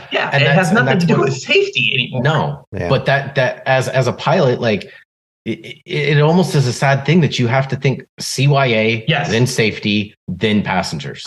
Which I agree with. And that's why I think that this is a sad thing about it going legal, because this is all, again, about the CYA aspect and not about the actual safety. How do we keep this from happening? Yeah. No. Yeah. All right, gentlemen. Yeah. You got to pull chocks. Yeah, don't do that in Puerto Rico, man. They'll shoot you. Well, Alex, hey, it was great to have you on the show today. Thank you so much. We'll catch up here in a couple days and get talk about the YouTube channel. Yeah, I will send you the information that you asked about the pictures so that you can update them. Cool. Thanks. Have a good one. You guys as well. See you guys later. Thanks. And then there were two. Well, we're Roger, thank you so much for continuing to join us here and talk about this. I don't think that the pilots did anything out of malice. I mean, I at least have to assume that. We have to, and we want to assume that they did not do anything on purpose. So the 3 guys up there are not going, hey, I got a great idea. How about we just see if we can cross this runway? Right. And see if anything bad happens. I just don't believe that is. So many other aviation podcasts have covered this in detail, have played the ATC recordings back and forth. I don't necessarily need to do that. I understand what happened. I can only assume. We actually, on the last episode, we were talking about, hey, this happened like a day after the change in our phraseology and standard operating procedures for multiple stages of flight. Could that have been potentially something that contributed? The APA, or the Allied Pilots Association, which represents the American Airlines pilots, did come out and suggest that very notion a couple days after the podcast that we recorded. They were talking about, hey, we think that it's possibly that a lack of the training from American Airlines on a change that was critical to multiple stages from taxiing, pushing off the gate, and verbiage on takeoff and all that stuff. Possibly that had something to do with it. I think that's grasping at straws. Honestly, it didn't really matter, because at the end of the day, the captain is in charge of command of the aircraft. The captain's responsibility is to ensure that the safe operation of the aircraft happens. And I think that, honestly, from listening to the tapes, they were given taxi instructions. They were rushed. The third member of the cockpit was the one that was getting most of the criticism, saying, hey, even if you're just a jump seater, whether you're a first officer or a jump seater, working the flight or just catching a ride, aren't you responsible to see something, say something? So what were they doing? I mean, they have the wide angle view of the whole operation. So there's a lot of criticism that's been thrown out there, and I don't want to sit here and criticize any of them. It could have happened to any of us, and it could have been a lot worse. I'm just very happy to hear that no one was hurt on either aircraft. It wasn't an incident. It was an error. Multiple people were to blame, including ATC. Because at JFK, they have a ground monitor. And the ground monitor is supposed to see. They clearly made a left turn to cross an active runway instead of making a right turn to cross the perpendicular runway. So what was the ground monitor doing? There's so many questions, and we're going to have to wait and see what the NTSB finally determines. Now, I can understand the NTSB side of this too. Like, hey, all we want to do is interview you. Absolutely. Right? I mean, all we want to do is interview you. That's it. That's important information for them to have from a safety aspect. I agree. They can't make their determination of where the error happened and how to fix it in the future, because that's really what the NTSB's role is to determine what caused an incident or accident and how can the regulations be adjusted.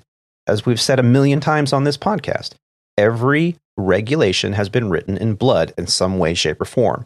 So this scenario would have been a perfect example of how to do an analysis, find out what happened, and then correct it for future.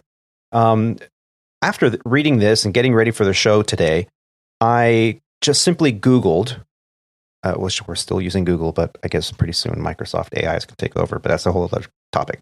I Googled, what can you do? What can a pilot do to protect him or herself in the event that the FAA or NTSB have a regulation that was broken, right? And I came up with all kinds of blogs and stuff, but one particular article from AvWeb stood out. And this is an article from July 6th of 1997. It was updated on July 12th of 2019. This is not anything new, but the article is entitled Protecting Yourself Against FAA Enforcement Actions. I'll put a link in the show notes. If the FAA comes after you, they say, how you handle yourself during the early stages before you've had time to consult with an aviation attorney can spell the difference between keeping and losing your certificate or your job. In this article, a practicing aviation attorney, who once was an FAA lawyer himself, offers 3 valuable tips that could save your ticket. Now, it gets into quite a bit of detail, but I'll just read you the tips. Tip number 1, recognize when you are a suspect of an FAA enforcement action. So what does that mean?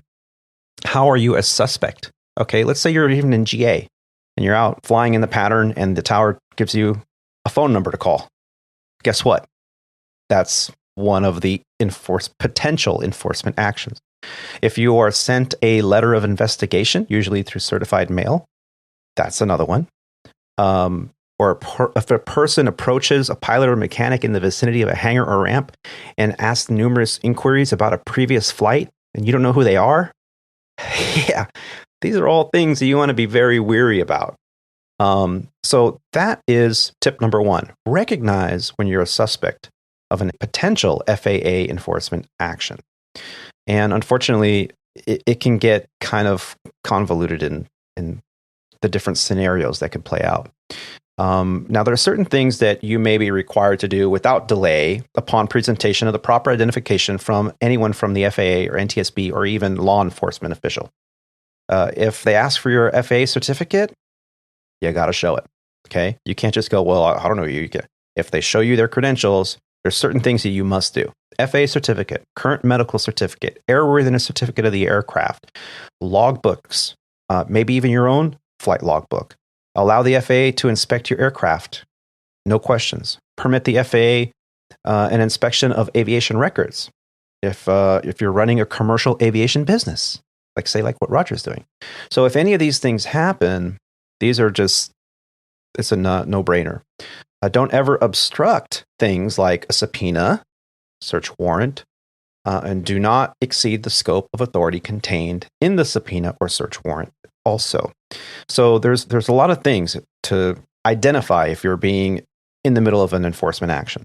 Tip number 2, don't attend an FAA informal conference without a lawyer. Now, some of you might be thinking, well, I'm renting a Cessna 172, getting my private pilot license. I can't afford a lawyer. Well, who has a lawyer?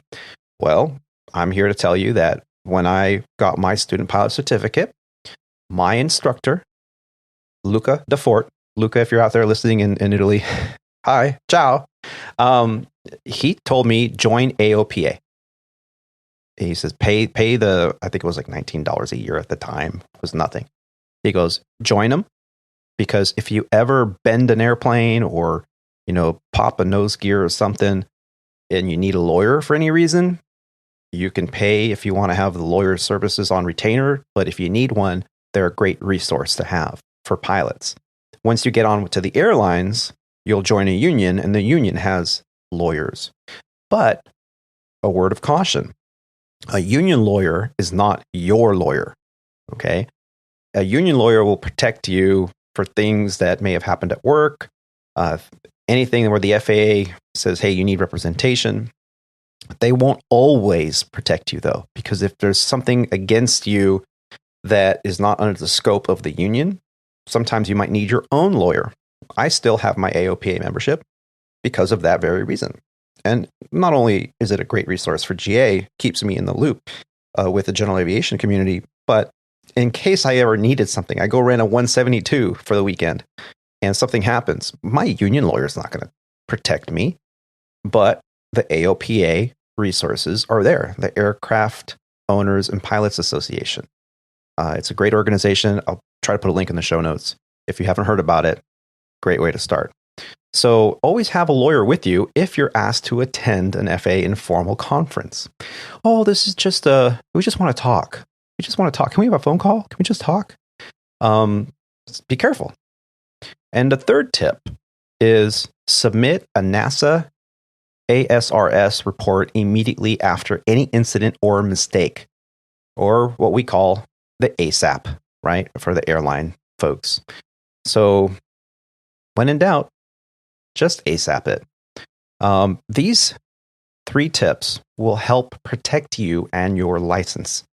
Now, once it goes to court, again, you're going to, if it gets that far, you always want a lawyer on your side, because every word you make, every word you state, can and will be used against you. And the funny thing is, at least out on the flight line of a major airline, we often hear as part of the pre-flight briefing, always work from the hearing backwards.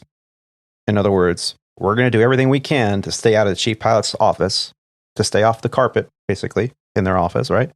And always work from the hearing backwards. So if the decision we're making now is going to lead to a hearing later, it's not a good decision. Let's err on the side of caution. Let's be conservative about this. Hey, there's a ding in the left wing, Captain. Yeah, but it's old and it's been there forever. But it's not in the logbook, Captain. Oh. Okay, somebody told me it's a go home leg. I don't want to take a delay. What do you think, Tony? Should we go? I want to go, but somebody knows about this. Ding, it's not in the paperwork. We're just going to have to take the delay. And it's a lot of times a shame because it's not a safety to flight issue. It's just like you got a door ding in the parking lot, right? You're not going to take your car to the mechanic for every door ding you get in the parking lot. Okay, that's ridiculous. But in aviation, that's there for a reason. It has to be documented so that if anything were to ever happen, it's been documented and the lawyers would be happy about that. I never thought I'd be a lawyer. Never in a million years thought I wanted to be a litigator. But here I am now, 20 years flying. And I realized that thinking like a lawyer is going to protect me and my crew and my passengers. So how do you protect yourself? Think like a counselor. Now, Roger, have you given thought to these kind of aspects of how to protect your certificate in your operation? Sure. I mean, and like you mentioned before, I'm an AOPA member, whatever the professional level or subscription is for medical and legal support. Hopefully we'll never use it or never need it. But unfortunately, the reality of the situation is that we're humans and we all make mistakes, and I am not an exception to that rule.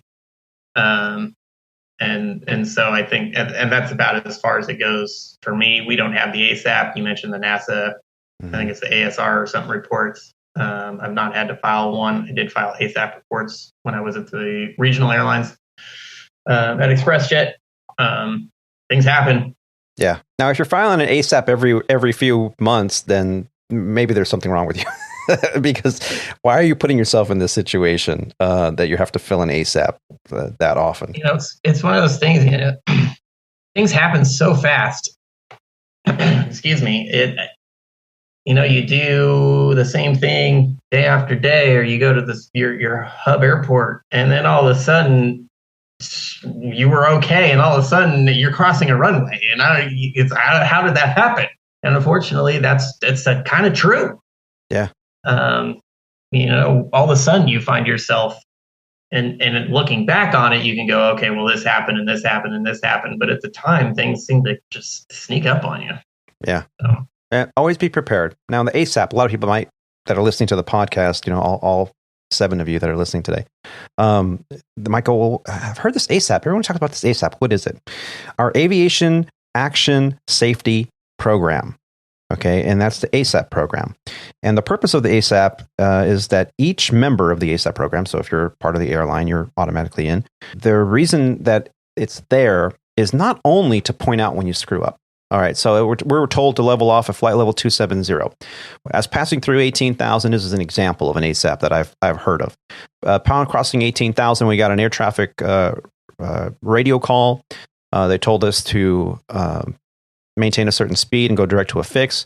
Both pilots were involved in plugging that into the flight management computer, and we got into talking about what this route meant for the weather, and we neglected to set the altimeters to standard, which is 2992 inches of mercury. Right. So the aircraft levels off, and subsequently we got an ATC call saying, say altitude. We were off by 400 feet because of the incorrect altimeter setting. So we said, correcting. Set the altimeters to standard. The autopilot adjusts and now levels off. That is a perfect example of when you should file an ASAP. It was an error. It happens. Now, what are the contributing factors to those errors? We were during a critical phase of flight, which is passing through 18,000 feet, which is when you're supposed to go to standard pressure on the altimeter setting. It was on the Colesman window.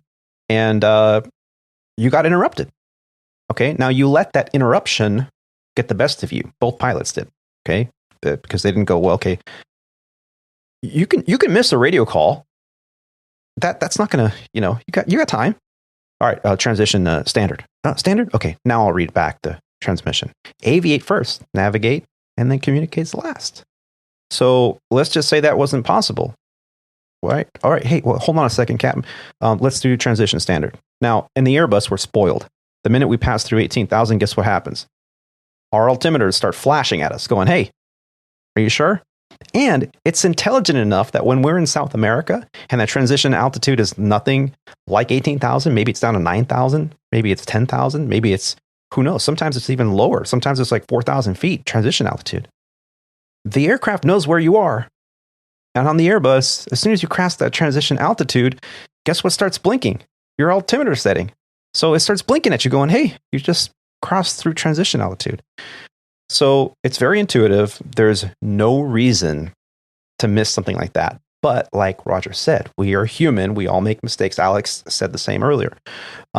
So that's a perfect example of when you would file an ASAP. Now, does that protect you 100% of the time? No, it does not. Sometimes both pilots are involved in something that they shouldn't have been involved in. And maybe it wasn't out of malice, but it was intentional. It's not going to protect you.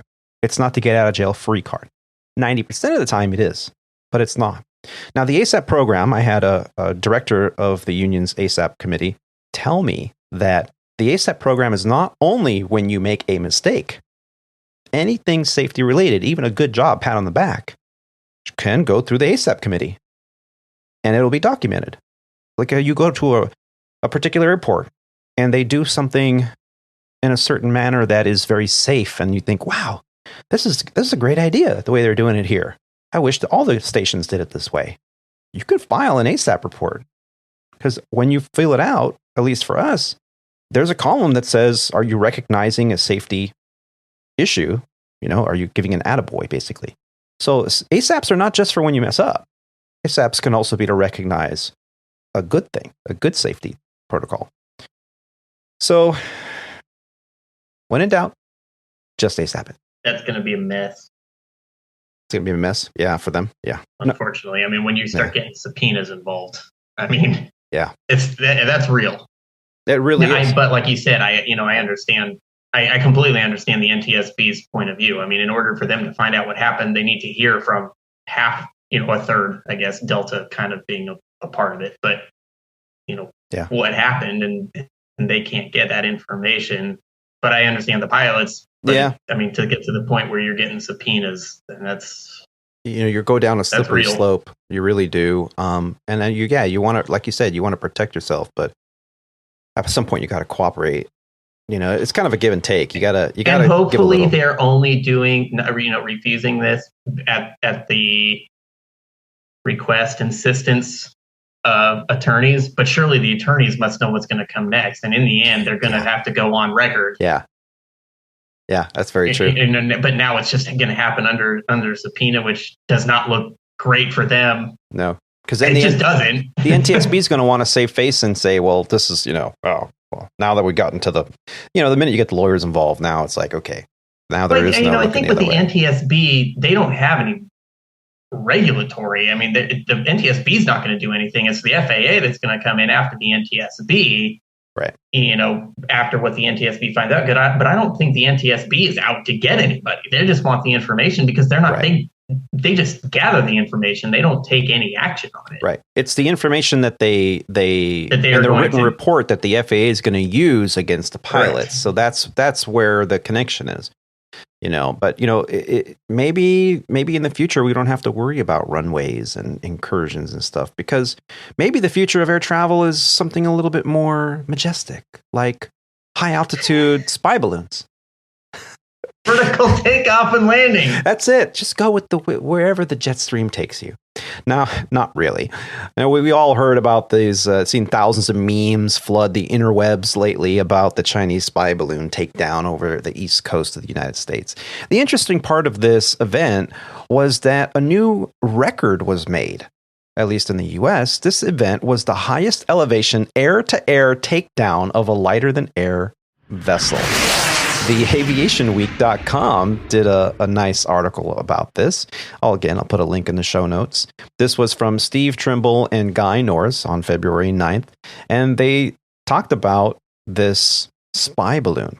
The balloon shot down reveals new insights on U.S. and Chinese capabilities. Now, I'm not really going to talk about the politics of all this and what this means and how this has been going on for years and years and years.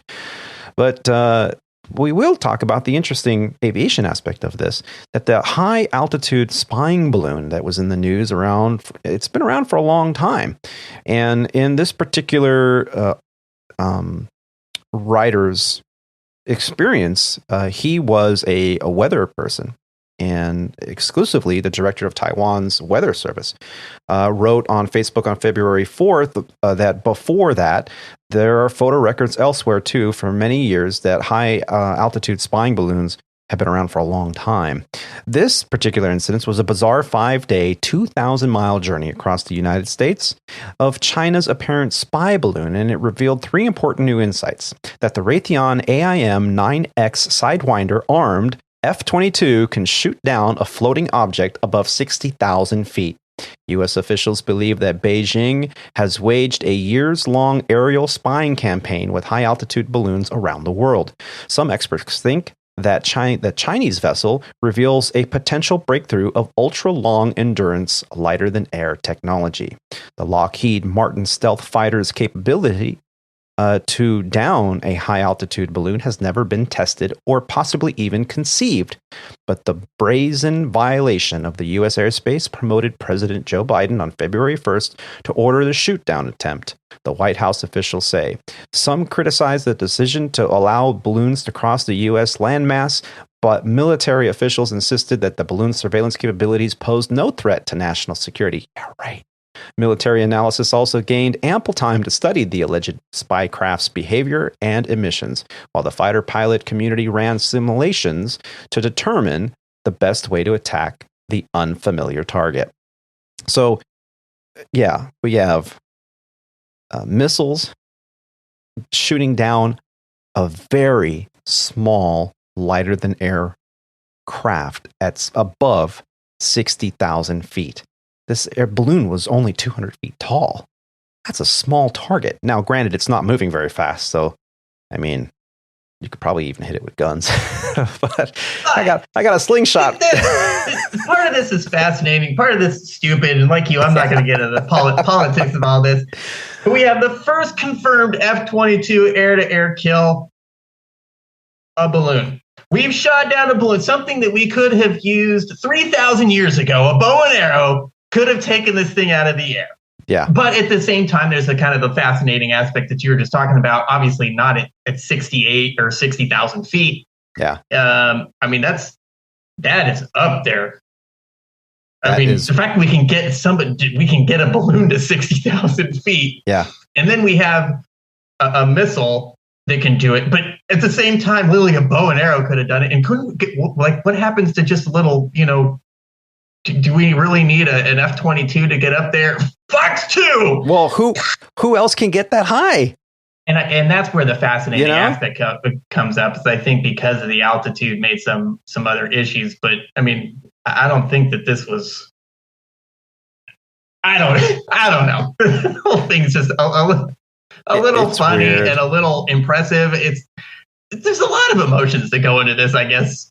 Besides the political aspect of it. But I mean, did we really need to use a missile for this? And not only that, F-22 go up that high? Where was the F-22?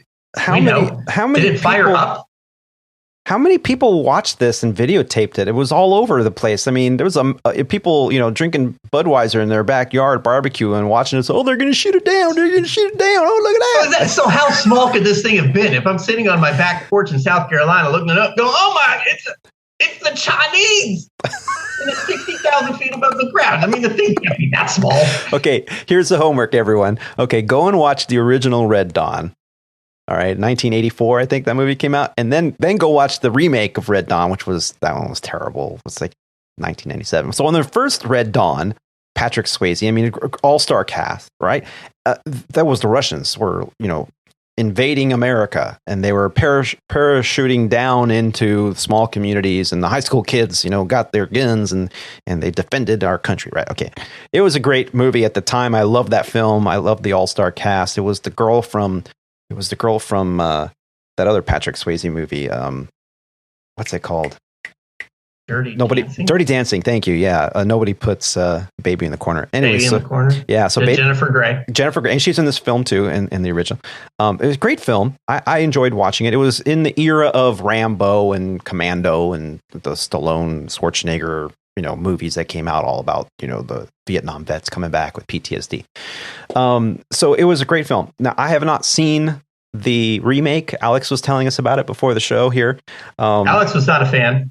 He was not a fan, but he, in that one, in the remake, it was the Chinese that came. I mean, I'm surprised no one's put the two and two together yet, So interesting concept. Now, I don't think we're not the only country that this types of balloons have been flying over. So clearly there is something going on politically. Now, as we're recording this, just yesterday, breaking news. The Pentagon says it has shot down another unidentified object over frozen waters of Alaska on Friday at the order of President Joe Biden. Now, they're not calling this a spy balloon. There are no video or photos of any of this. It was just an object. They're calling it an object. Now, the president got a lot of criticism about not acting. Why would you let this thing go 2,000 miles over areas of the country where there are known military installations, missile silos. And why would you wait until, because there's a danger to people on the ground? No, I think they were gathering intelligence on it, and they were like, well, now we want it. So they shot it down over the coast of North Carolina. Understandable. For only a few days to go by, and now another F-22 has shot down an object, this time at 40,000 feet. Now, they're saying that it was shot down because at 40,000 feet, it would have been a danger to passenger aircraft. That, because it was a lighter than air object. Now, this one was not the size of 3 school buses like the last one. This one was the size of a small car. So my guess is that it's going to be a weather balloon that broke from its mooring because it's pretty small. It didn't have, according to the White House press secretary, it didn't have the transmission technology on it that the Chinese balloon did. It probably wasn't a drone because at 40,000 feet, that's pretty high. I don't know about how sustainable a drone is because it's propellers, right? At 40,000 feet. But I think it's going to be relatively nothing when it comes out. But all of this politically is going to be interesting to see how we all react to this and how some of the other governments around the world react to this. These spy balloons. Because we don't, or the other governments don't have. I mean, what about satellites? We got satellites spinning above. They can do this same stuff, and they do this on a daily basis. And it's not just them. Like the United States government doesn't have whatever it is that they have flying over satellites. Russia or China. Right. We use billion-dollar. What's a satellite or a balloon? Who cares? We're all doomed. They're using balloons. We're using $1 million satellites in low Earth orbit. And $1 million missile to shoot it down. Exactly. But damn it, it can shoot at 60,000 feet. But so that's cool. Pretty cool, though. That is pretty cool. And can you imagine that pilot? $1 million. I'm an ace. How many balloons did you shoot down? I took out the Chinese balloon. It was this really small, fast-moving target I took out. But if you stop and think about it, the military applications here, if you stop and think about it, because a lot of people, I haven't really been watching all the commentary on the 5M about this. But if you think, okay, if any schmuck can grab a hydrogen balloon or whatever that balloon was and attach 3 school buses to something the size of 3 school buses to the bottom of it that is spying and taking information and intel and high-res photos, what's stopping someone from strapping a nuke on that thing and then when it gets over your particular target, dropping it? Right? I mean, the military implications here could be astronomical. And we're talking about, the F-22 shot down a balloon. We're making fun of that. But on a serious side, it could be it could be a big deal. And yes, the technology, like if you have the technology to do that, you would think you could do it from outer space or, who knows. So I think the guard is up now. Our guard's up. Any balloon that gets released now has, just so you know, if you're a balloonist, you could be shot down. It could happen. If you don't have clearance, you better have a transponder and a radio because you could be shot down. The balloon fiesta, holy crap. You put a net over that shit.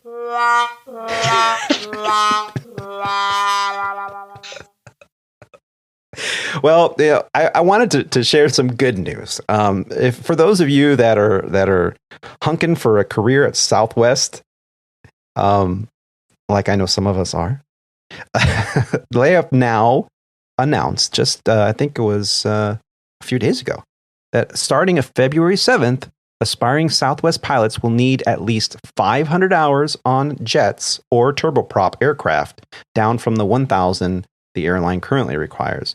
Dallas-based Budget Airline communicated the change in an internal memo addressed to the pilots and later explained that the rationale behind this decision is a willingness to increase opportunities for an airline pilot career to make more skilled pilots. In 2022 alone, Southwest hired a total of 1,000 pilots, and it plans to take on an additional 1,700 pilots in the year 2023.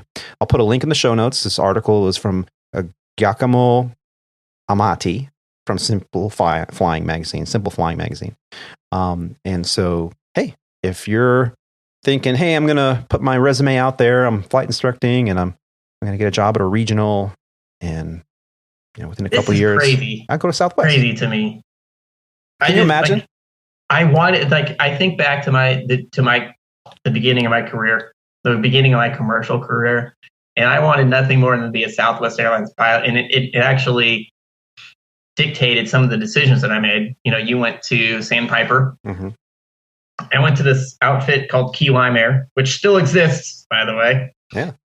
And the whole reason I did that was because I wanted to get my 1,000 hours of PIC turbine time, which at the time, I thought, if those were the minimums, that was, if I just made it to the minimums, that's like, then I'd be competitive, which is not the case, by the way, which is not the case. Yes. Which is probably why I'm not a Southwest Airlines pilot or a United Airlines pilot or a Delta Airlines, any number. Yeah. And now all of a sudden, what are the minimums? You need 500 hours of turbine time or turboprop. So just turbine, yeah, not PIC. No. How the world has changed. That's really all I have to say about that. Don't tell any of your employees that they can go. All of a sudden, I got a job at Southwest. Well, that's it with all of our employees. All of our pilots they far exceed those. Yeah. It's kind of funny. We've had one pilot that left for the airlines. He was by far and away the least experienced, and went to Alaska Airlines, and I think it was about 2 months after he finished his IOE at Alaska. Yeah. Had a job offer from Delta, and by far and away was our least experienced pilot. Yeah, I mean, right now, it's never in my entire knowledge of the aviation industry, I don't think I have ever heard of a time when it was a better time to become an airline pilot. It's crazy. It's unbelievable. And this Southwest thing, it somewhat blows my mind, because I wanted nothing more than to fly Southwest Airlines. And like I said, I made some career decisions early on based on what it took to get on with Southwest, which was really trying to get that PIC turbine as quickly as possible. You're a young man, Roger. You can do it. You can do it, Roger. These barriers are just completely gone. I mean, the fact we scratch our heads about how this guy got to Delta, and that's great for him. I mean, he played his cards totally right, because that's what he wanted to do. And he's like, well, if I go to Alaska, maybe I'll be able to, get a type rating and get on with a legacy or a major airline faster. And it worked to a charm, despite the fact he's got a third of the amount of time that I do. Yeah.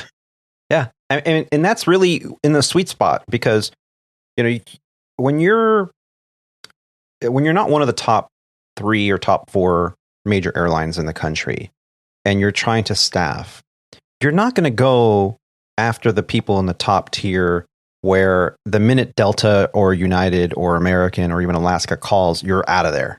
You're going to go because they have more opportunity. They have a bigger fleet. They have more airplanes. They have more opportunity for quality of life and a future, right? So if you're at a low budget carrier, you want to hire traditionally people that are not at the bottom either, because you want to make sure they're going to be able to pass their ground school. They're going to make good decisions out on the flight line. They're not going to be a liability for your company.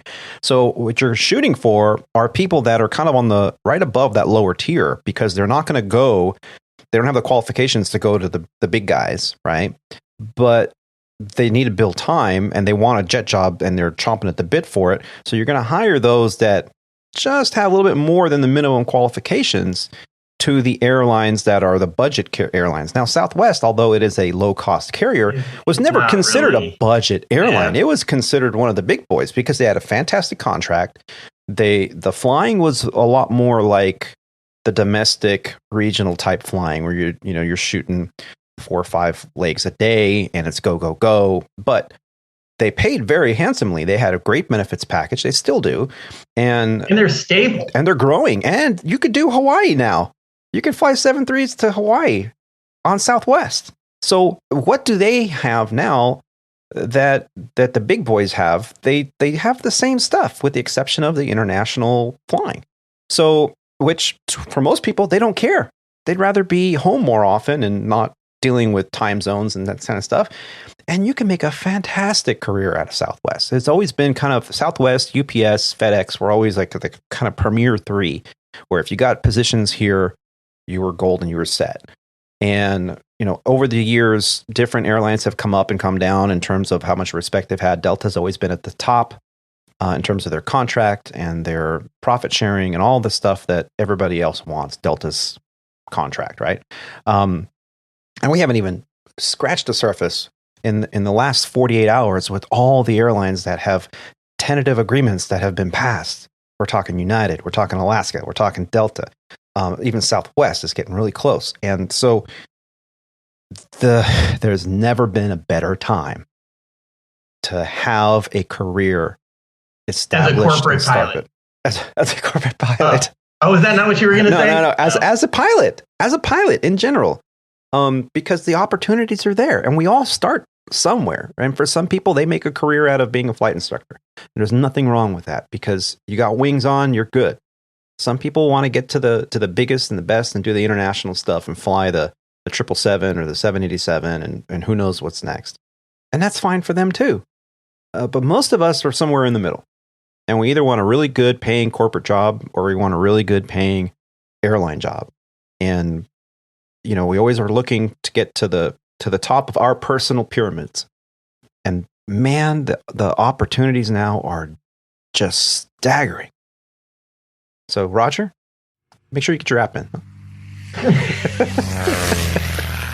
Yeah. And I'm curious how it is around the world because I know this pilot shortage isn't just in the United States. I know that, you know, the EU has been having high demand for pilots.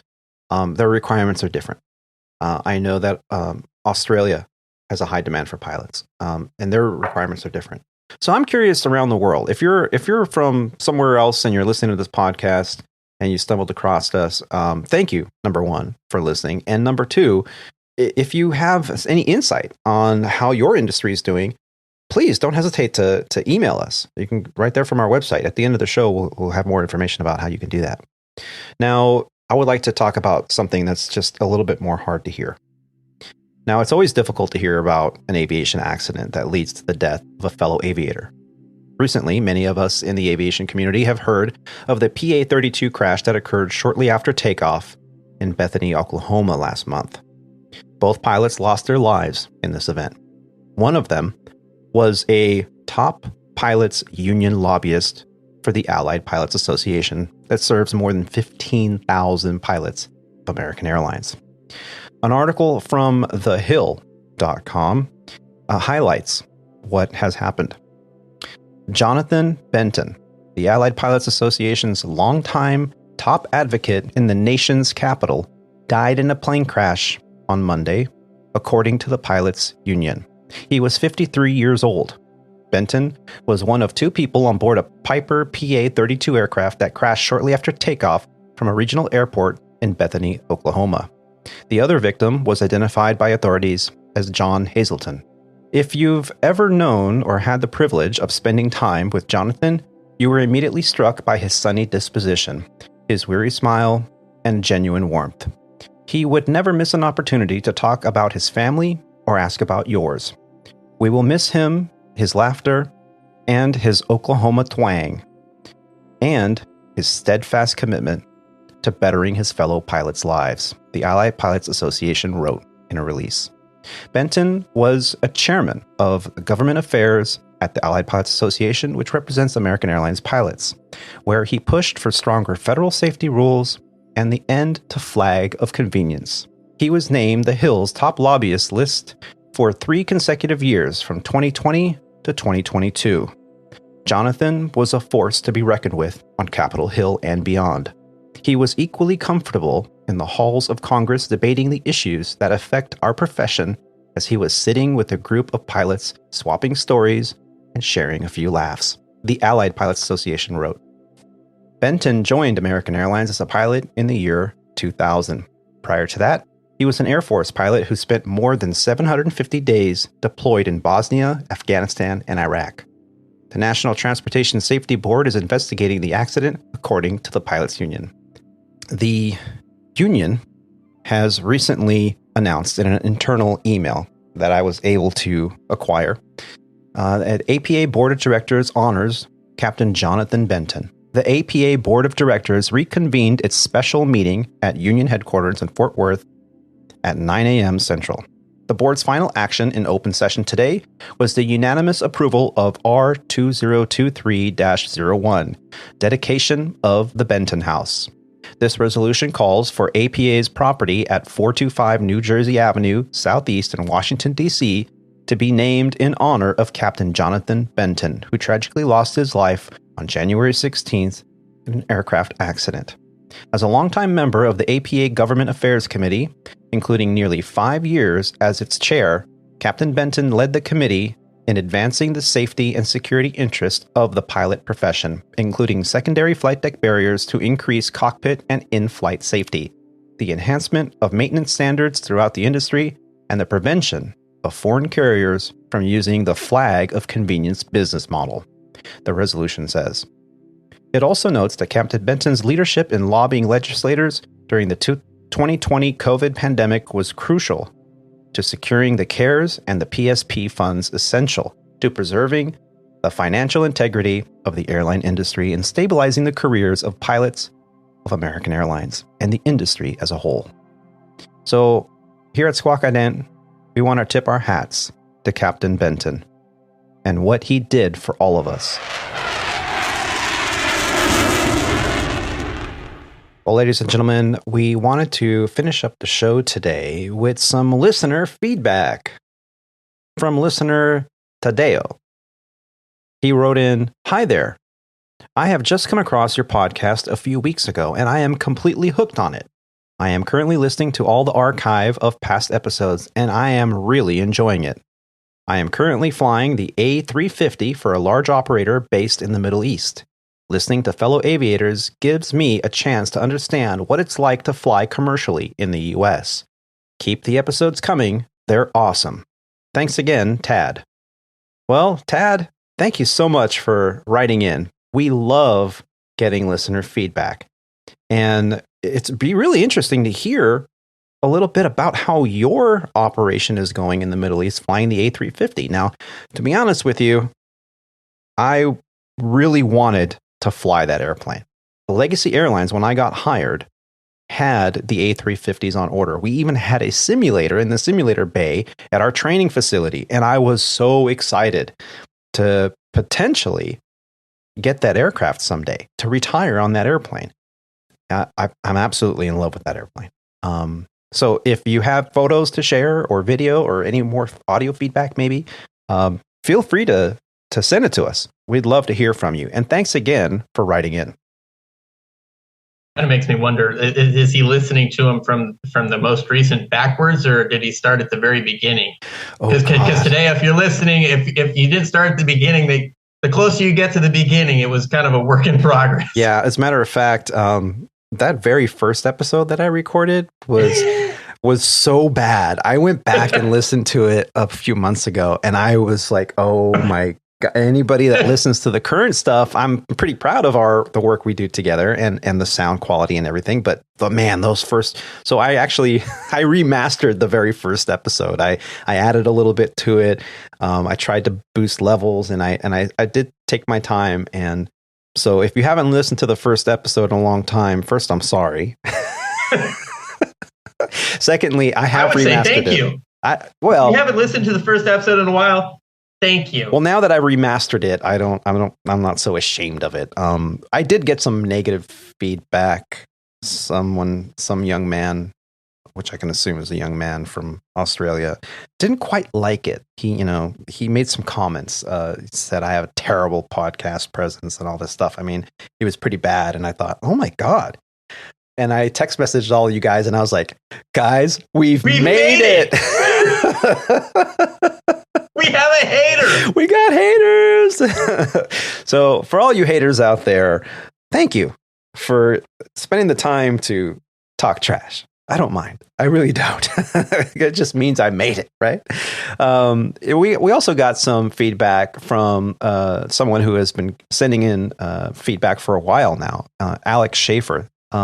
He writes recently, Tony, good morning. I just wanted to check in with you. It's been a long time. Just wanted to say thank you, guys, for continuing to put out an awesome podcast. It keeps my passion for aviation going. Since last time we talked, my wife and I welcomed our first child. We are also expecting our second this September, and I have been instructing and flying as much as possible. Well, hey, first off, congratulations. That's amazing. I'm right at 1,000 hours, he writes. I'm doing my best to keep the dream alive. I'm starting an SIC program with flight safety at the end of next month and will be in the Gulfstream G4. A little different than what I typically fly. A bit nervous for it, but excited at the same time. I'm hoping I can possibly make some network connections or get some contract flying. I've been burning the candle at both ends to get my hours, work full-time at my job, and instruct part-time as well. And spend time with my family, of course. It makes the time I get to spend with them precious. Fly safe, Alec. Well, Alec, congratulations, first off. Secondly, I can't tell you, I speak for all of us here at the Squawk Ident podcast, how very proud we are of you. A Gulfstream G4, that's pretty cool, man. Just be safe out there. Keep building the hours. The passion is strong with this one, Roger. What do you think? Hang in there, Alec. It sounds like you're getting close. It also sounds like you've got a full plate.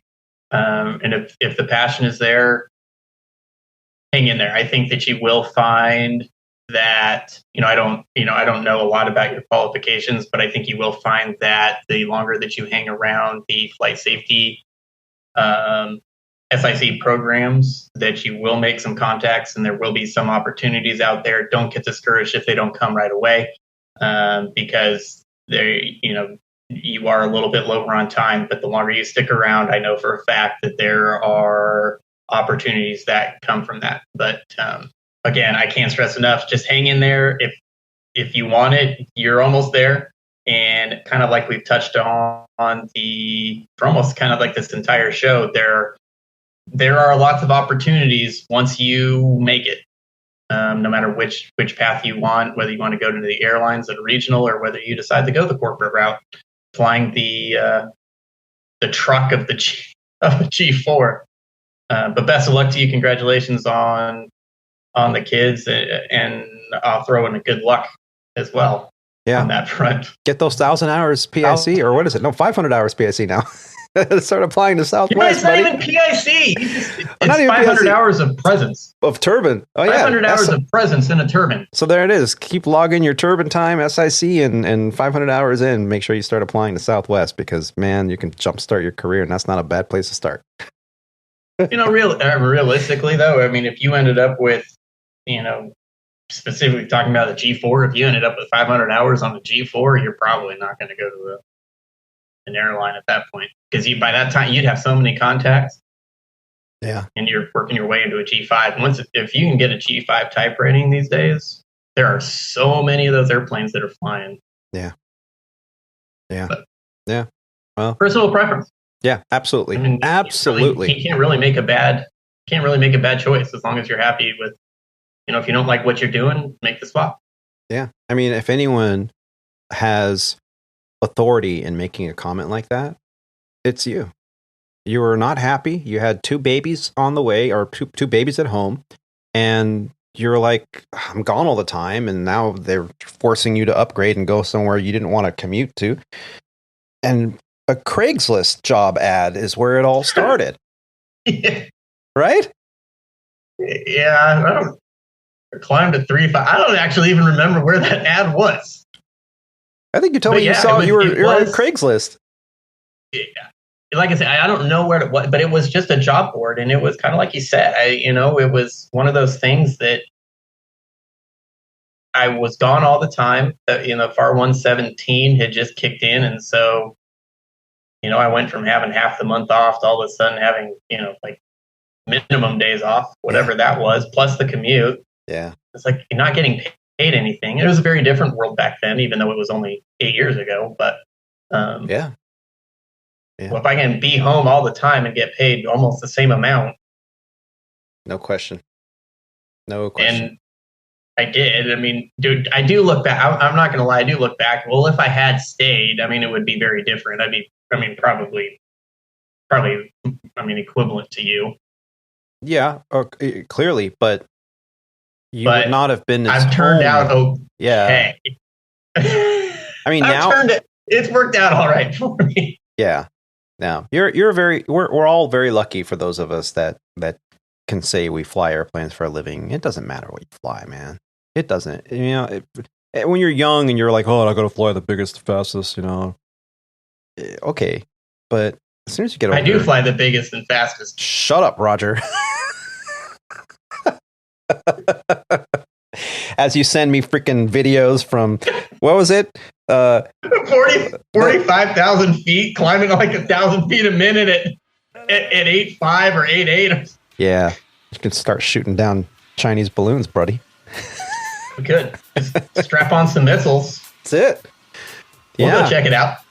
Yeah, I'm telling you, man. Just put a pylon on one of your wings and get a broom handle, paint it black, and let's see what happens.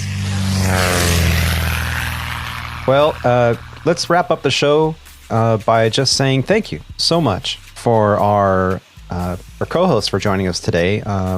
Rob sends his love. He said he couldn't make it today, but he wanted to say hello to all the listeners. So, hi, everyone, on behalf of Rob D. Thank you, Roger. Thank you, Alex, for joining me today. Did you enjoy listening to our flight? Well, then, please pay it forward. Share this podcast with your friends and family. Make sure you subscribe or follow to the Squawk Ident podcast on whatever podcast platform you're listening on. We also love receiving listener feedback, so send it to us. You can do so in an email or even send us audio feedback via our website at www.aviatortony.com. That's Alpha Victor, the number 8, Romeo Tango Oscar November Yankee.com. The easiest way is just record either a video from your phone or a voice recording from your phone and just throw it in an email. It's that simple. Facebook, YouTube, and Instagram users can also find us under the Squawk Ident podcast. One final thank you to all of you for taking the time to listen to these grateful aviators. Keep the dirty side down out there. Be safe and take care of each other. See ya. Bye, y'all. Thanks for listening.